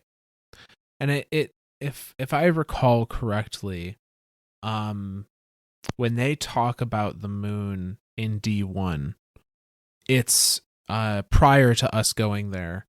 They essentially say so the whole reason we go there in the first place is because we encounter a hive wizard on Earth. And that was like unheard of. They're like, oh, there's a hive wizard here. That's like, we don't have hive on Earth. That's bad. They've been up in the moon, forever. We essentially surrendered the moon to them, and then they just have been dormant there ever since. So I think the hive were not active and were just completely shut in the catacombs until we came and woke them up. I'm curious if feeding off of Omar was enough to just sate them, like just completely cause them to go dormant. Well, I think the reason they went dormant, or if that's part of the wish. I don't. Oh, okay. We're gonna connect some threads. So, all right. Anyone that hasn't listened to I don't know what the fuck I just opened, but I just opened some sort of can. Anyone that hasn't listened to our finale of the Books of Sorrow, go do so, because I'm going to connect a thread to it. In there, they talk about 2 knights meeting in the Sea of Screams in the Ascendant Plane, one of which is a knight of Oryx, who is under Crota's command, and one of which is a knight of Shivu Arath. They meet in the Sea of Screams, seemingly randomly, by chance. They come to blows with each other. Long story short, the knight of Oryx, who is subservient to Crota, dies. That knight, not having that power, means that one of Crota's generals loses their duel because they didn't have that knight's tribute. Loses their duel against Shivu Arath's general, which then means Oryx has to surrender, Crota ended up surrendering a large amount of territory to Shivu Arath, which significantly weakened him, and he told his brood, I'm going to slumber to regain my energy. Oh, shit. I'm going to go dormant, essentially, to regain some of the energy that I have time lost. frame to connect. If Oh my god, we've connected 2 time frames. Oh my god, we did a thing! So if that meeting of 2 nights that led to this whole chain was not purely random and was influenced by paracausal wish magic, so that the hive would go dormant, so that our guardian would awaken them, crazier things have happened. I mean, Jesus, dude, that's nuts. But that's how that would work. That is. We did a thing. We connected the dots. We've solved the puzzle. So, all right, that's it. We beat the game. That's canon in my head now until something proves it otherwise. I'm keeping that as canon. That's not just canon in your head. That's canon in my head and all of our listeners' heads. Take that. There we go. Until someone sends a comment and is like, "You're totally wrong because of these reasons," and they cite their sources and are very polite about it. Yeah. Don't just cite Wikipedia because you can cite Wikipedia. I mean, you can cite Wikipedia, but it's no. You asses. Needless to say, Eris escapes. She escapes from the Hellmouth. Yes. She finds her way back to the tower. And here, she recovers from her physical and mental traumas with the help of her friend, Asher Mir. This little excerpt comes from the lore card regarding stasis. The section is called To Asher Mir. And it's just one sentence out of a much larger letter, but it says, I will never forget how you cared for me after my escape from the Hellmouth. You provided me with the hope after I had lost all, and compassion when I believed I deserved none. You made me feel myself again. Oh. So Asher and Eris had a pretty strong friendship. I miss Asher now. I know. After her recovery, Eris warns the Vanguard of the threat that Crota poses and the hive on the moon, but is mostly ignored. Now this I was trying to say this is an area of the game that I didn't personally get to play. I played a little bit. So for me, as far as gameplay time, I joined Destiny in Taken King. So okay, that was when I got my PS4. I got the Taken King PS4. I got the whole bundle and everything, and I was like, Destiny is it. This is my thing. But only because I want to say about 3 or 4 months prior to that, maybe not even 3 or 4 months, maybe only like 2 or 3 months, a friend of mine in Texas had let me play Destiny on his account. And he did not own the 2 expansions. He didn't own Dark Below and House of Wolves. And while I was down there, he just went ahead and bought them. And so we're playing we're kind of playing through this in this very, very confused, like, what the fuck is going on here type thing. And then like if you started playing at Taken King, you got access to all of those. So you could literally do all of those storylines all at the same time. So it was very confusing to hear stuff like you're doing the main campaign and then like you kind of skip over and do some of Dark Below, and then you skip over and do some of dang it, House of Wolves, and then you skip over and did some of Taken King, and then we went back and did some of the main. It's a very confusing time for me. So I had to literally like I laugh because I tried to learn how to play Titan so much that I deleted my Titan in D1 4 different times just to replay the story and try to re-level Titan and try to understand how to play Titan. Spoiler alert, I still don't know how to do it. I can only do it in PvP, thanks to Bastion. So yeah, so that I did finally get to play them in the order that they were intended for one of my playthroughs. When she warns the Vanguard, is this the first time that she is seen in game? No. So this is actually a little bit prior to our character seeing her in game.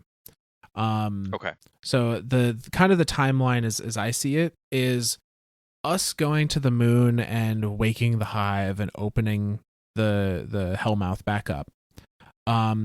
Was pretty early into the Destiny 1 campaign, the vanilla I was going campaign. to say the moon's the second place you go. Yeah. Like you do a couple of missions on Earth. And I'm pretty sure you do the Rasputin opening. Yep.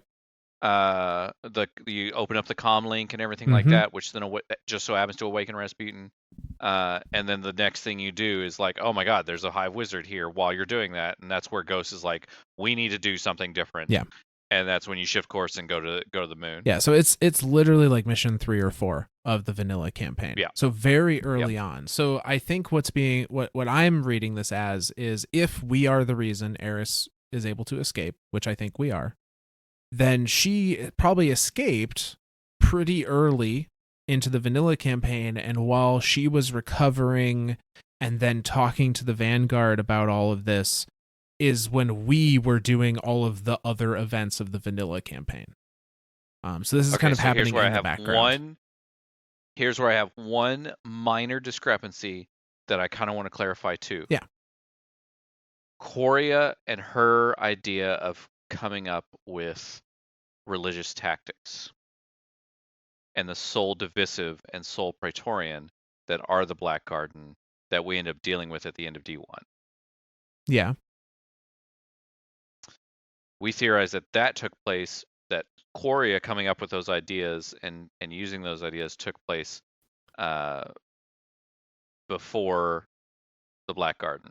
So, yes, and I think that still can be accurate. Is that because I was going to say, can that still be? I don't think that my interpretation is that when Quria was battling Oryx and literally in the book Sorrow it talks about that was like 100-year war between the Vex and the Hive. My interpretation is that Quria took all of those religious tactics and whatnot, and that learning and sent it to the Vex collective mind. Right. But that doesn't necessarily all that shit. That doesn't necessarily mean the Vex ever had a reason to use it until the Soul Praetoriat came across the darkness. And also, we don't know how long the Soul Praetoriat have been in the garden worshiping the darkness. That right there. I think that's the thing too, because time, like as much as the Black Garden is like, we know it's not on Mars because our ghost tells us I have no idea where the hell we are. We also don't necessarily know where that is in time.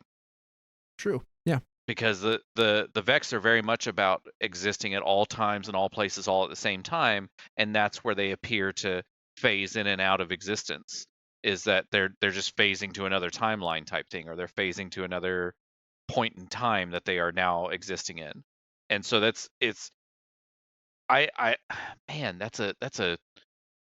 time travel is hard, man. Like I'm not even gonna lie, time travel is freaking hard. It is.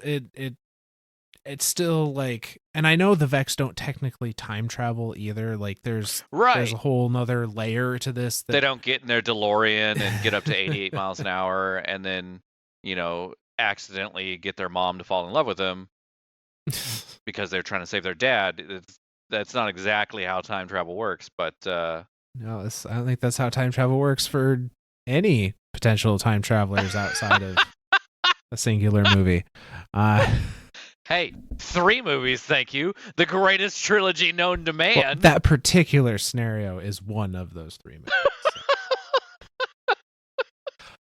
But needless to say, so I think our idea of the timeline still holds up. That she is returns and is in recovery and talks to the Vanguard about this threat while we're off doing D1 vanilla campaign stuff.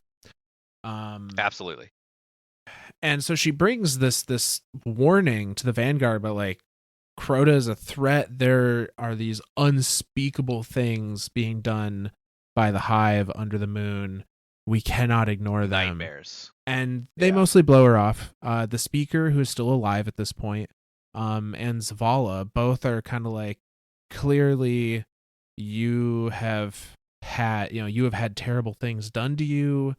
You are likely, still very traumatized. Like, very much like she's not in her right mind. Her whole psyche has been corrupted by her experiences. Is the viewpoint they're taking. Right. The one person that does listen to her, though, is Ikora Rey. And although Ikora can't provide her with any Vanguard support for the dealing with the Hive on the moon, what she does do is induct her into Ikora's hidden, those secret spies and informants and whatnot that kind of know the underworkings of everything. So at this point in time, Eris is made an official hidden. Yep, at this point in time, Eris is made an official hidden. And this comes from the D1 Grimoire card titled Crota's Bane. And it's just a little description of Eris, really. It says, robbed of her ghost, Eris remained lost among the darkest shadows of the Hellmouth for countless cycles.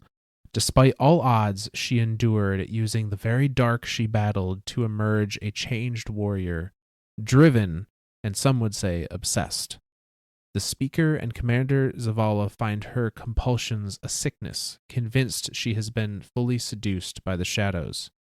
Though her warnings of Crota and his power are often dismissed, Eris returns to the shadows time and time again, operating as one of Ikora Rey's hidden, a clandestine group of guardians tasked with silently infiltrating enemy strongholds and gathering vital intel. Which that's interesting to me too, because I always thought of Ikora's hidden as just being warlocks, but it's any old guardian. Yeah, it sounds so. That Ikora deems just as worthy. A clandestine group of guardians tasked with silently infiltrating enemy strongholds and gathering vital intel for the warlocks. I left that bit out. Yeah. But it sounds like anyone can be a hidden, but then like the intel they gather is researched goes directly by to the warlocks to be. Yeah, because we dress wearers, Myth and I. We are smarter than all you dumb brainy smart heads. I prefer the term battle robe. Punches. Thank you. Shit.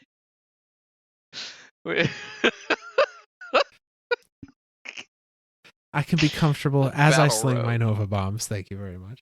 You god dang right. And the breeze feels really good too. Like, sorry, there's no pinching happening here. You god dang right. The breeziest of the breezes. Damn it. Not again.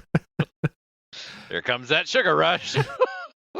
This is the second wind. But here it is. So she operates as one of Ikora's hidden for some time until eventually a big figure in the hive starts to move. Specifically, Omnigul. And this is from the D1 lore card Ghost Fragment Hive 3. Ikora. And this Omnigul is here on Earth? Eris. I can feel it. Ikora. Why? Eris, there may be no stopping what comes. The Hive in old Russia, in that dead land, their assault on the Cosmodrome is no coincidence. They move against the light with purpose, always with purpose. Ikora, the Warmind? Eris, Rasputin, yes, the last failsafe against the night. They will tear into its eyes, or worse. Ikora, worse? Eris, the dust and bone and horror of their existence is simply what they are. But it does not negate their ageless intelligence. Ikora, they do not seek to destroy Rasputin. Eris, I don't know. Destroying Rasputin would cost us a treasure beyond belief. But such fury twisted to the hive's ends instead? Ikora, we would fall. Eris, all would fall. Ikora, the Omnigul is here for Rasputin. Eris, she is here to pave the way. Ikora, for Crota? Eris, that could just be the beginning. He is not their only god. Holy cow. Literally foretelling. Wow. Okay.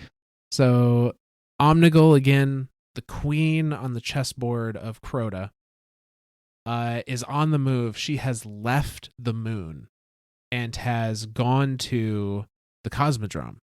Has landed Old on Russia. Earth and is in the Cosmodrome. Or at least that's what Eris is feeling is happening through whatever her connection with the Hive is. And so she's informing Ikora of this, and I'm not going to read the entire bit because the whole lore card is significantly longer than that. But essentially, it ends up with Ikora saying, like, I will get the Vanguard to listen. I will get you an army to help fight her back and fight the Hive back. And Eris saying, like, even if they believe you, like, we've already tried fighting the Hive with an army, and look how it turned out. So the strike will the Omnigul strike that is now the Navota strike for D2. Don't spoil. It's coming up still. Oh, shit! I did a thing. No, sorry. We're on a similar wavelength. I'm liking it, but jumping ahead. You're reading the ending. I know. I live in the future. I am. I always do that too. Like if I go to a bookstore, the first thing I'll do is I'll read the last chapter of a book. Because if I don't like the ending, I'm like, there's something wrong with me. I don't know what it is. I have no idea who the people are in the book. I have no idea what the story is. I read the last chapter, and if it sounds like shit, I put it right back on the shelf, which is probably why I don't own many books. It was a sad, sad thing, but this is a sad existence I live. Okay, so the strike. Okay, so where am I jumping ahead then? So I'm going to talk about the strike. The strike comes up here okay. a little later, so you're absolutely on the right track. All right. So this is now I'll shut up, you read. Where the Dark Below expansion of D1 begins. Like Omnigul is on the move, is on Earth, and Ikora is trying to get the Vanguard and the consensus to listen to Eris's warnings that she has been telling them for quite some time, and they keep hand waving away as the ravings of a mad person. And Eris doesn't have a whole lot of faith. Not warnings. That they're gonna nonsensical ravings. Right? Yeah. Eris doesn't have a whole lot of faith that Ikora is going to get anywhere. But Eris does learn of a recently resurrected guardian who, against all odds, successfully infiltrated the world's grave on a mission from the Speaker. Was that old VIP 2014? Yeah. God dang right. We's a beast. And I have to think this is a moment of like, holy shit for Eris. To go into the depths of the moon where the world's grave is, to go in where her fire team was annihilated in horrific ways as a single guardian, and not only get in and get out alive, but get in and access and steal all of the Hive's like data stores, and then also get out alive, unscathed, ready to move on to the next thing. Yeah. Because I think that's what's important to note there. We talked about this a little bit in the bookstore. What is the world grave? So the world's grave, from my understanding and from how it's described in D1, and I will concede that I think things have been retconned a little bit. Absolutely. But the world's grave is the repository of all Hive knowledge of all races that they have already fought and conquered. And this is also uh, reiterated in the Books of Sorrow. Yes. Yeah. So our So all knowledge of everything that they've already come across, deleted, subjugated, whatever, and I mean that's a ton of knowledge. That is a ton of knowledge. We're talking 1 billion years worth of knowledge. yes, like for as long as the Hive have been conquering, Oryx has been amassing all of the knowledge he has gained into this grand archive called the World's Grave. He can't not amass that knowledge. Like that is his nature. He will literally starve. He will literally starve if he does not amass this knowledge.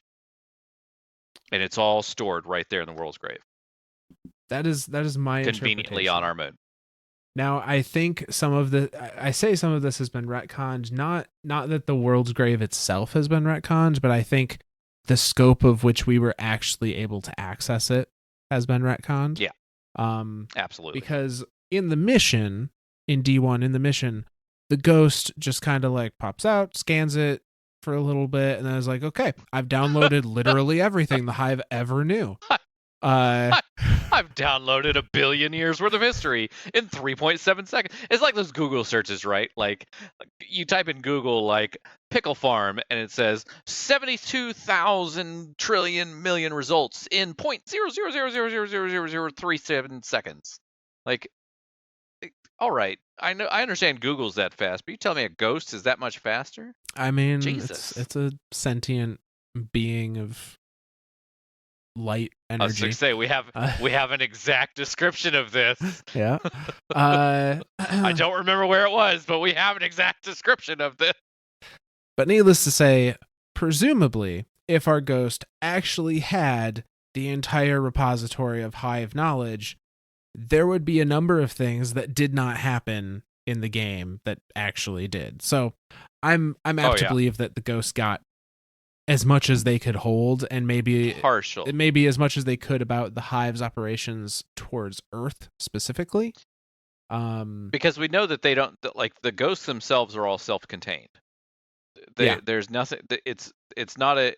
I always used to think of the ghost as like this interconnected weave of networking devices that all networked up to the. Yeah, that's that exactly. That all these little points were just like nodes. And then they all network together all the way up to like the main hub, which was the Traveler. But none of that is not how the ghost works. They are all self-contained entities of themselves, and whatever they scan, they've got for themselves. Now that doesn't say they can't share the knowledge. Like they can obviously communicate with each other, but it's not immediately it's not immediately part of the overarching network that, oh, hey, ghost 2783 scanned item number 6,272. Now we all have access to that. No, he would have to go somewhere, upload it or share it, and then it'd literally be shared from ghost to ghost to ghost to ghost to ghost. Yep. So so I don't think 1 billion years worth of knowledge across several galaxies. I would think galaxies are. Do we know? I think I've asked this before. Are the Hive from the Milky Way? I don't think we have any way to know, because we don't know where Fundament was. We know the Hive have been alive for millennia, so they could have traveled from just about anywhere. Yeah. So they. What is time to somebody who's immortal? Right. It's just a blink. But yeah, so there's this amazing newly resurrected guardian who went in and out of the catacombs of the Hive unscathed, and single-handedly with nothing but green guns and armor. Nothing but uncommon guns and white armor. I didn't even have a single purple. I didn't even know what an exotic was. And so Eris takes note of this guardian and is like, hey, I'm not expecting any of those idiots in the consensus to believe what I'm saying, but you did alone what I and 5 other seasoned veterans could not. So maybe you can help me. And she tasks you, the Guardian, with destroying the Hive princes and the sword of Crota, which they are guarding. And this is a mission that happens in the Dark Below. You go and you track down these 3 Hive Knights, which are the princes. I don't think they're the princes of Crota.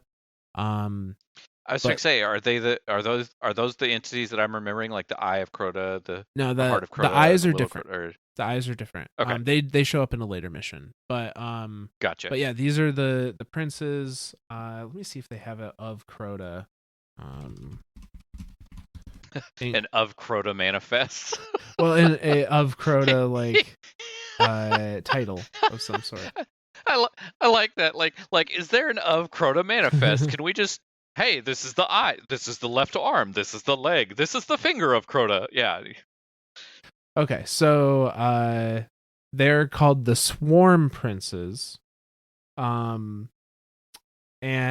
they were not of Crota, but they forged Crota's sword. So they created Crota's sword, which was called the Great Render of Light, the Darkest Edge. Okay. Yeah, I was going to say that's not Willbreaker, right? That's not Willbreaker. That is specifically Oryx's. Gotcha. But these princes in Crota's hibernation have been tasked with guarding his weaponry until he returns, essentially guarding his sword. Sure. Because there's nothing worse than going to sleep and waking up the next morning and being like, "Hey, what the hell, guys? Where's my sword? Where's my sword shit? Go? What the fuck? Yeah. What are you guys doing? Like, what the hell, guys?" But so Eris tasks us. One does. Eris tasks us with killing these princes, and destroying Crota's sword, which has ended the lives of thousands of Guardians at this point. And lo and behold, we do it. Like, yeah. I think she sent us on this mission, like, hopeful that maybe we could pull it off, but not really expecting anything. And we come back and are like, yep, all 3 princes dead, sword shattered, all done. Good to go. All done. All done. Next task. So now she's like, oh, we might be more powerful than I give us credit for. I think we are. Not to say that some of the entities we have fought and won against wouldn't have been higher than us on the power scale. But a lot of times, although we as the players are not recognizing it in some cases, our character is being led to do very tactical things to reduce the power of our final enemy. We talked about it with Oryx. We're doing the exact same thing with Crota. We're destroying his most powerful weapon. The very next mission that she sends us on, after seeing that we were able to succeed in destroying the Sword of Crota, is to hunt one of Crota's generals, who is Sardon, the Fist of Crota, who is kind of like his military tactician. And again, we are successful. Is that the mission? Is that the mission where you actually get to, like, that's one of the first times you get to wield a hive sword? That's with the Sword of Crota.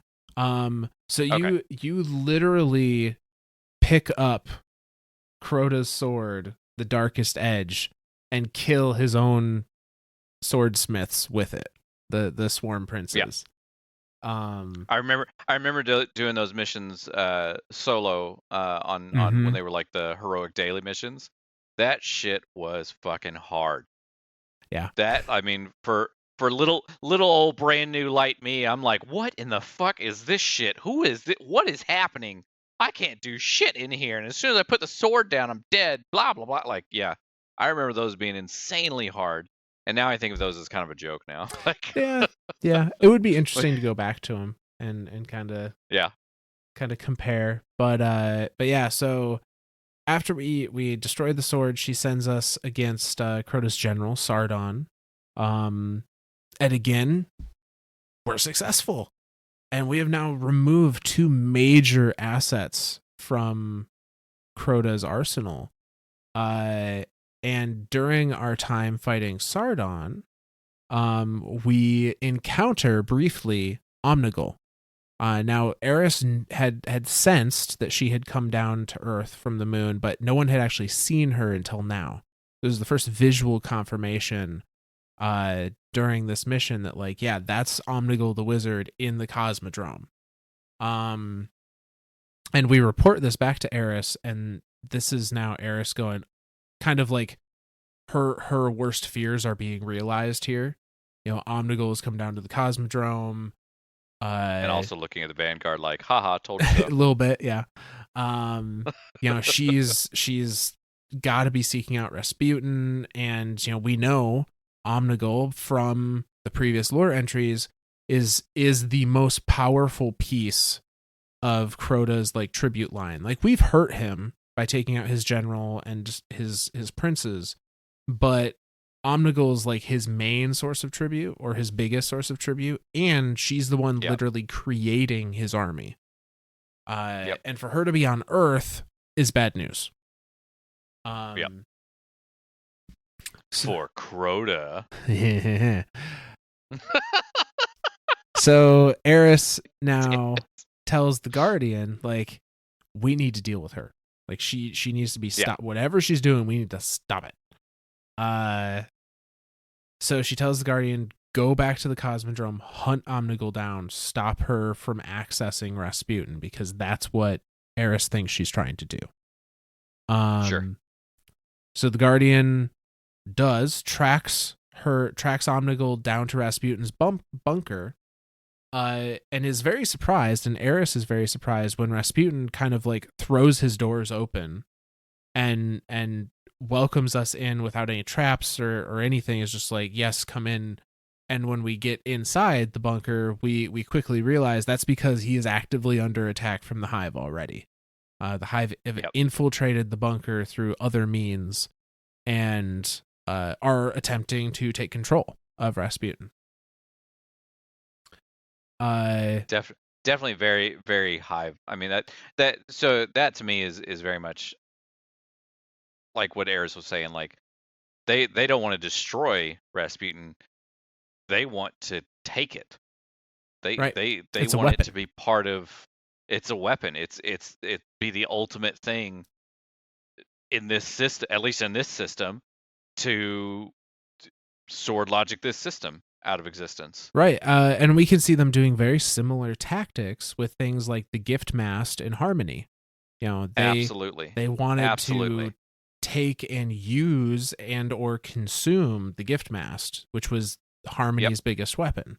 And I think it's important, Eris mentions earlier on when she was talking to Ikora, the dust and the bone and the horror of their existence is who they are, but that does not mean that they're not intelligent. They have infinite intelligence because they are millions and billions of years old.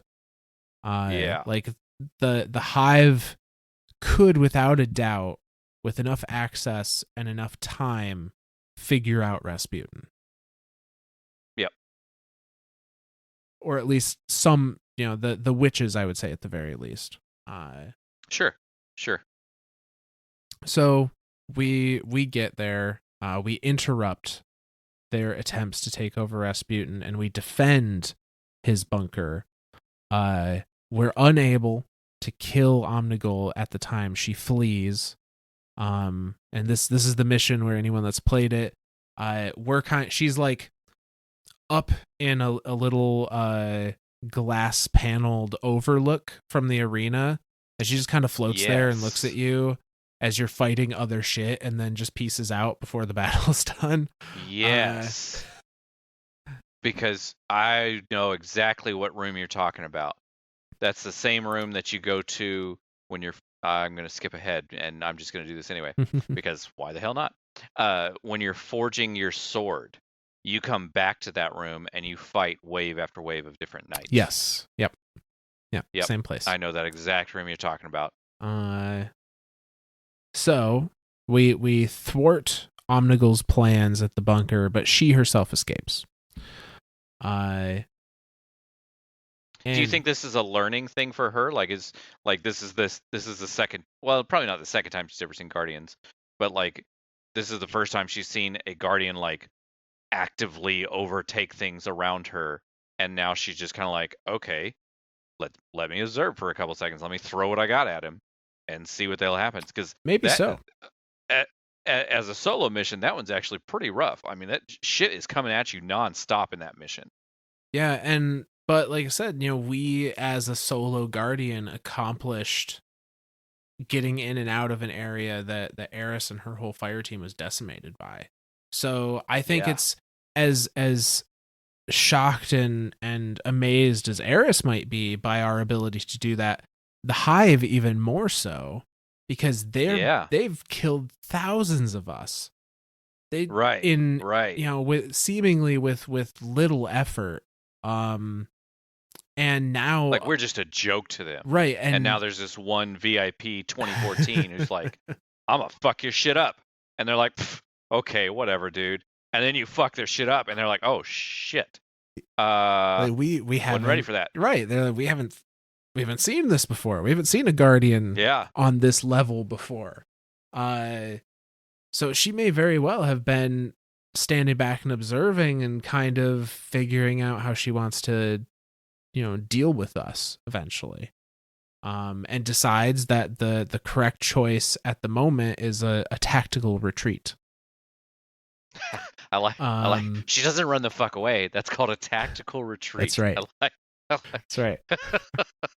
God damn it. No, it's running the fuck away because you're scared and you know that you're dead. Tactical retreat.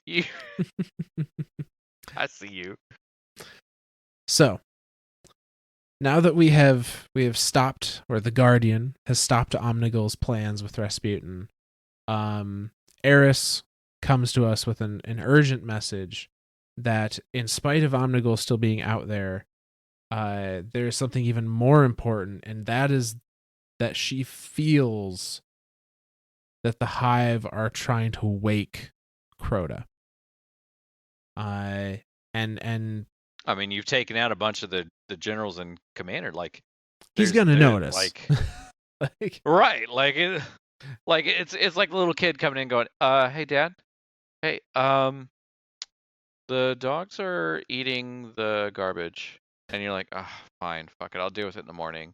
And then they come back and go, "Dad, the dogs have eaten the garbage and are now eating the cabinet." Whatever, it's fine. I'll deal with it. Whatever. I'm going back to sleep. 10 minutes later. They've now chewed a hole through the side of the house and are still eating it. God damn it! Now I got to deal with this shit. Like, that's what's happening here. All the Hive are just episodes of Full House. That's all it is. Hopefully, in the real world, you would not let your dogs chew through your cabinetry. They wouldn't let it get that bad, but they may or may not have definitely eaten the siding off of my house when they were puppies. So yeah, maybe not a hole per se. Like, they're not gonna fit. They're just one strip of siding, but like, yeah, they've eaten some of the floorboards too. You get them a chew toy or something. I know. I keep getting them a chew toy, and they're just like, "Nah, look at this fun thing that we pulled off. We worked as hard as hell to pull off the side of the house, and now we get to chew on it. It turns into smaller bits that we get to chew and then eat." And I'm just like, "You assholes! Like, oh, I love you to pieces, but Jesus Christ!" For those of you that don't know, I have 2 puppers. They are purebred Siberian Huskies. And they are turds, and they are named Sate 14 and Cade 6. No joke. That is their legal names. So Saint and Cade, they are turds. Oh boy. And they're brothers.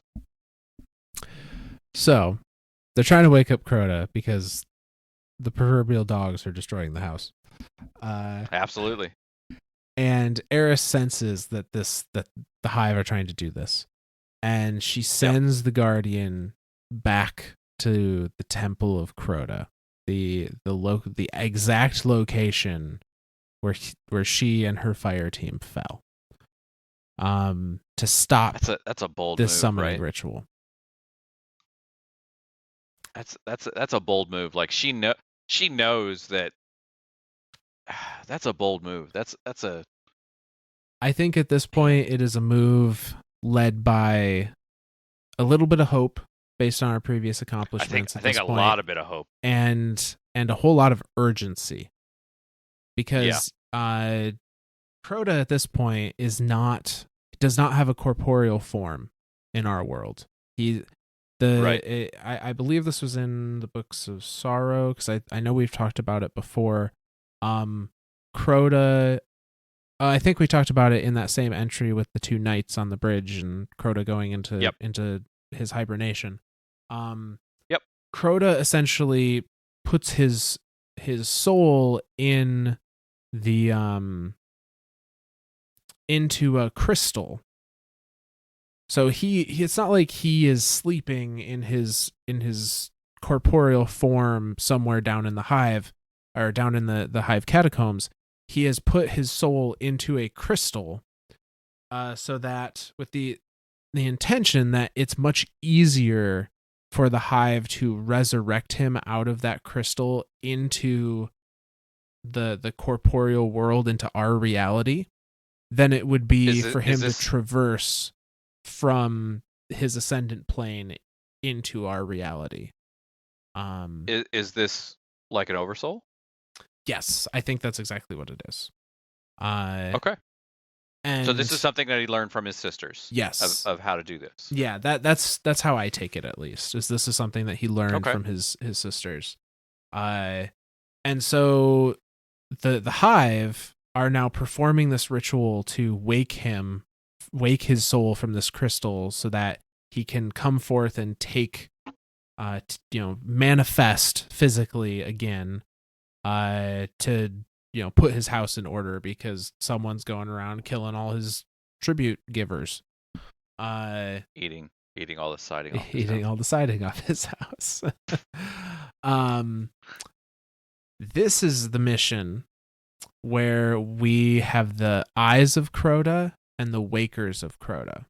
The wakers of Crota are the ones that are actively performing the ritual to resurrect him from his crystal. And is this the mission that takes place in the same room that the Nightmare Crota from D2 takes place in? Mm-hmm. Where it's got like that bone structure going up around the right side of the room up to the top, and then there's that cave up underneath it. Yep, that's the one. Yep. And so we eliminate those enemies, we get to the crystal, we kill off all these wakers of Crota to stop the ritual. And then these were hard missions. Yeah. I remember doing these missions by myself and thinking, Jesus Christ, how the hell? This is also where I fell in love with snipers, because snipers could do some damage in there. Oh, yeah. And they were like, I was super stoked when I saw this crazy crit of like 28k, and I was like, oh my God, I'm not using any other gun ever. Little did I know. Little did you know. Little did I know. So such a young me, such a more pure me. I have so much to tell you, but can't. I'm sorry, younger me. I found a new love, and it's called fusion rifles. It's called fusion rifles. Oh my God, do I love fusion rifles now? Fucking sniper. Fuck your sniper. Oh. For me, it's sidearms. They're my guilty pleasure. I know. That's so good. So good. So okay, so we go in there. Our guardian. We kill the wakers. We bust down the door. We wreck shit. We kill the wakers. We kill the eyes. We destroy. We ate the whole porch. Yeah, we destroy the crystal that holds Crota's soul, trapping him in the Ascendant realm. So he now no longer has a method to get to our reality quickly, at least. Right. Like that's like killing the oversoul or destroying the oversoul is that's like cutting off the direct path to it's almost like a mini portal to the Ascendant Realm, I would think, In a way, or some variation thereof. it was a shortcut. It let him bypass the Ascendant Realm. Gotcha. So instead of his soul going to his throne to sleep, his soul went to the crystal, which is was a piece of his throne, was a piece of the oversoul that's in his throne. Gotcha. Gotcha. And so he was chilling there so that it would be a lot easier for him to just go from there to our world. But us destroying it means his soul had to go all the way back to the Ascendant Realm, back to his throne world. And now he's stuck there until either he can find a way out and back to our solar system / reality, or somebody finds a way to summon him. Gotcha. So that did that's a pretty powerful breakdown. Yes. Like that's a number we did on him. Absolutely. And so that kind of eliminates the immediate threat of Crota's return in our solar system. Sure. And so at that point, we're kind of tying up loose ends. Crota is out of the picture, but Omnigul's still around. And so this is where then that the Guardians are tasked with hunting down Omnigul, and this is in a strike after Eris hears reports of Omnigul being seen in the Skywatch. And she is amassing a hive army on Earth so that when Crota does have his eventual return, or the plan was when Crota has his return, he would have a standing army already on the planet he was trying to invade. Yep. And I think it's important to note that this is a strike, because this is now a sanctioned Vanguard op.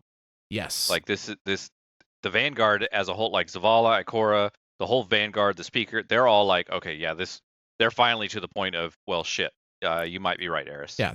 Maybe we do take care of this. There's literally a hive witch amassing an army outside. Maybe we deal with it. I guess you're right. Maybe we do something. I don't know. Let's maybe stand back and watch what they do. Right. Let's see what happens. You never know. Maybe they're friendly. Maybe they just want to bring cookies. Yep. I mean, that's all we ever did when we went to Riven's place. We just wanted to bring her cookies. Really wormy cookies. And kill her. And kill her. Multiple times in a flawless run, which we just did. Fuck yeah! Petra's run. We knocked that out for the first time this last Saturday, and tomorrow evening we will all be Riven's Bane, because Myth is unfortunately one triumph away. But yes, tomorrow. It's next week's. It's tomorrow's challenge is what he's short. So we're gonna knock that out. We'll have our full 6 Riven's Banes, and we're pretty stoked about that. Yeah. So we've defeated the crystal. Not to completely derail off of everything, but yes. So we hunt down Omnigul in the strike. We eradicate the small army that she has spawned or gathered to her. And we finally kill Omnigul. Which is a huge blow. I loved that strike. That strike was genuinely terrifying. That final room. Yeah. Oh my god, on like the harder difficulties. Mm-hmm. Oh my god. You could literally be in that final room for an hour. Yes. It was gross. Like that shit was hard. Especially if you're trying to farm. There's like a specific pulse rifle or something that she dropped that I remember everybody wanted. Yes. Grasp a Malik. I think that was it. Yeah. Yep. I ran that strike so many times. Oh my god, yes. But so our Guardian has killed Omnigul, which was the last. The will of Crota. The will of Crota. The will of Crota. She was the biggest contributor to Crota as far as tribute goes, and she was the last contributor, or the last of Crota's generals. And we have killed her, and we have significantly weakened Crota. He is now in a state where he is starving. And the broodmother to his entire force. Like that's a big deal. Like it's a huge deal. As much as it's like, hey, this was just a strike boss. That was a big freaking deal. And I feel like those kinds of things are not.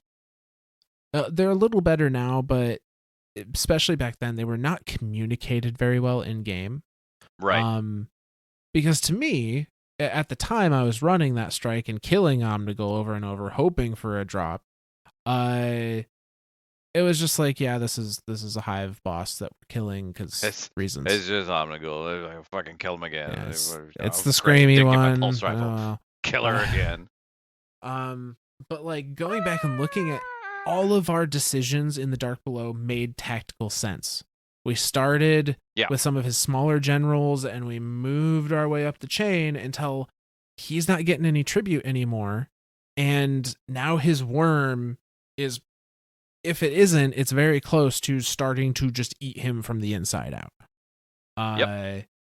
Which is exactly the same tactic we used with Oryx. Wait, you telling me his worm is eating him out? Good night, everybody. That's the show.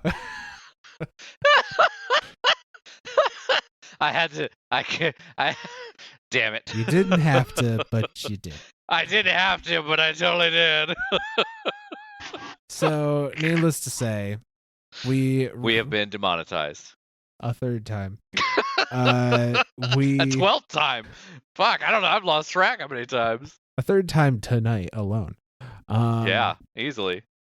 So, with his significantly weakened state, Eris recognizes that this is a 1 in a million opportunity, and so kind of acts as the guide for the raid, which is Crota's End, where Fire Team of 6 go down into the Hellmouth and transport themselves into Crota's throne world and murder their way through his last few guardians, his last few defenders in his throne world. And even then, we can't kill him with our own weapons immediately. All of us sitting in back with Icebreaker can't do shit. Even then, we have to kill his knights, his ascendant knights, and use their ascendant hive swords to weaken him enough for a split second, or more like 4 or 5, so that we can actually do damage to him. 6 shots each. So even in that incredibly weakened state, we can't do anything to him without our weapons using don't mean shit to him. Like our corporeal weapons mean dick to him. Yep. So, but we do it. We beat him and we defeat Crota, and I think that is where we are going to end it for tonight, because that's a good stopping point. I think so. I think that's a good stopping point. That gets us from holy crap, from what we think is 2 unknown births of the same person. We're pretty sure one of them is false, because truth to power. Up through the great hunt of the Ahamkara, down into the craziness that was the Fire Team of 6 that did not survive, like lost horribly, and Eris had to overcome hell. I mean, like hell and nightmares, everything. Terrible things.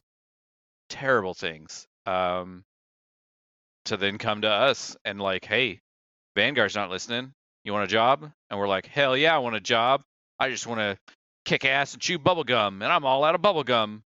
And we go and do it. And we smoked him. Mm-hmm.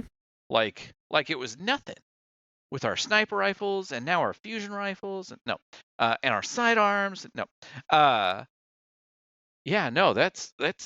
Jesus, man. She has had a rough time. Like even in this little amount of time that we've gotten to talk about her, she has had a rough time. She has, although it's interesting. I will say it's interesting to me. No, go ahead. Go ahead. I will say I do think that granted she, as we know, has a much more story to play. Our defeat of Omnigul and later Crota, I feel, does offer some solace for her, knowing I that think so.